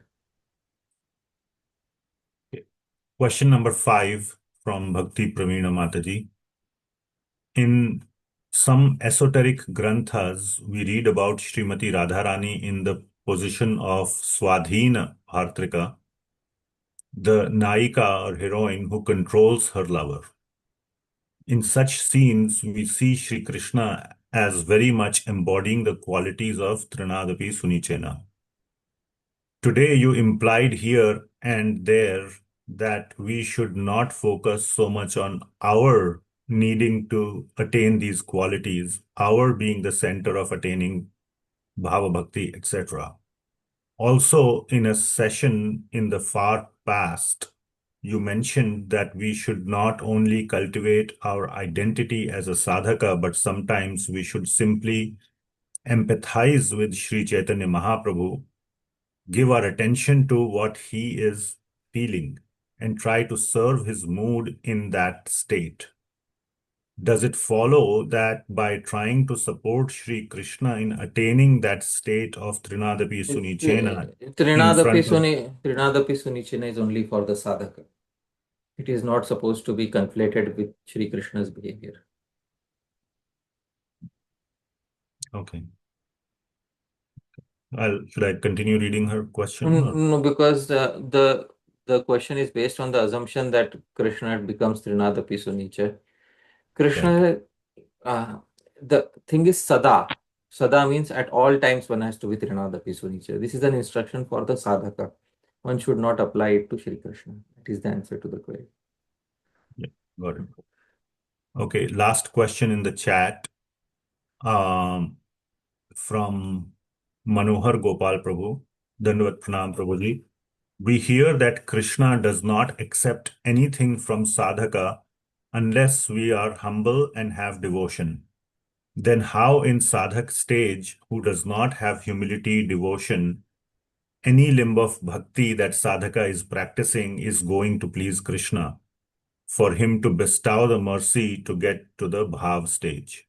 For my immature understanding, it seems like a chicken and egg problem, as unless Krishna bestows bhava, we can't have genuine devotion for the Lord. Can you please throw some light on this, Prabhuji? There is in Bhagavad Gita, Bhagavan says, Patram Pushpam Phalam Tayam Yome Bhaktya Prayachati. One who offers with bhakti. Bhagavan does not put there a condition of tṛṇād sunīcena. Param Prana Prabhu, does Bhagavan put in that verse a condition of tṛṇād sunīcena? Not at all. Not at all. So Bhagavan himself says in the Gita that you just offer with a feeling of bhakti within you, and I will accept that. Patram Pushpam Phalam Toyam. So all other conditions are external. I don't know who gave this condition that Krishna will not accept unless you have tṛṇād sunīcena level of humility. I don't know where this understanding came from. But in the Gita, Bhagavan has said that one has to offer with bhakti. Bhakti means one has to offer with the mood of service, with the mood of surrender. That is all Bhagavan will accept. Bhagavan says, I will accept. So that is how Bhagavan accepts even from those who are practitioners. That is the answer to the query. You just quick follow-up from my side on this. We have heard that we have to offer through Guru Parampara, and we should not directly offer to Krishna. Yeah. Can you please put this in context of the current answer that you gave also? Yeah, please? yeah. So we offer through the Guru Parampara. And we offer to the Guru in the mode of bhakti, because our bhakti is also towards the Guru. And the Guru Parampara is genuinely, they have Sharanagati, they have all the qualities of tṛṇād, sunīcena. So they offer it to Bhagwan. So Bhagwan definitely accepts it. And whatever is lacking in our behavior is compensated for by the good qualities of the Guru Parampara. So that is what can be said. Okay. Last question. I'm not looking at the chat anymore. There's one more last question on the chat. Is it a question or a comment? I'll read it and see. From Purushottam Prasad Prabhu. That's a perfect one statement. Thank you. Krishna is not suffering. It's like a comment, I think. Yeah. Okay. I'm not going to look at the chat anymore. Sorry, my brain works in a straight line. I'm not as good at multitasking as Dhāmeśvara Mahāprabhu Prabhu. Last question from Ajay Krishna Prabhu. Hare Krishna Prabhuji, thank you so much for taking my question again. Sorry for bothering you again and again. My question is are there different stages of tṛṇād sunīcena? Because, for example, there are two devotees. One of them is like you were mentioning Srila Radha Govindnath Ji's commentary, and you were saying that the devotee, he feels lower than the blade of grass because he cannot serve. The grass serves, but the blade of grass cannot serve. So one devotee feels that he cannot do any service to devotee because he is so fallen, and he does not do so. And the other person, he tries to encourage the other devotee that if you do not try, then how will it happen? Although both of them consider themselves fallen, but so there are different stages of tṛṇād sunīcena, or how is it like that? No, there are different perspectives on tṛṇād sunīcena. But the perspective which is most shastrically aligned is that these are all symptoms of bhava bhakti. That's what I specified at the end of the presentation. There are various perspectives that you become tṛṇād sunīcena by thinking like this, you become taror sahiṣṇunā by thinking like this. Those are all very wonderful perspectives. But a very organic and natural understanding of the verse is that these are actually, Shri Kanupriya Goswami compared it with the symptoms of Bhava Bhakti and showed directly. These are actually symptoms of developing Bhava Bhakti. And it's right there in front of us in Shri Rupa Goswami's work. So that is the understanding which is most shastrically aligned to the six Goswamis. So I hope that answers your query. Okay, so let's say if someone is on the platform of Bhava Bhakti, does he stop serving the devotees and his Guru Parampara and other people because of his thinking himself very lowly and this? No, he serves the Guru Parampara, he serves the devotees, but he still has that understanding because he's on the stage of Bhav, just as Uddhava, when he developed when he got a glimpse of prema by looking at the gopis, he was glorifying even the grass of Sri Vrindavan. Now, please tell me why would Sri Uddhav glorify the blades of grass of Sri Vrindavan? What is the reason? Because he considered those grass of Vrindavan superior to him. Yeah, similarly, the devotee will also see the blades of grass also as being more superior to him, because the blades of grass give service throughout the world.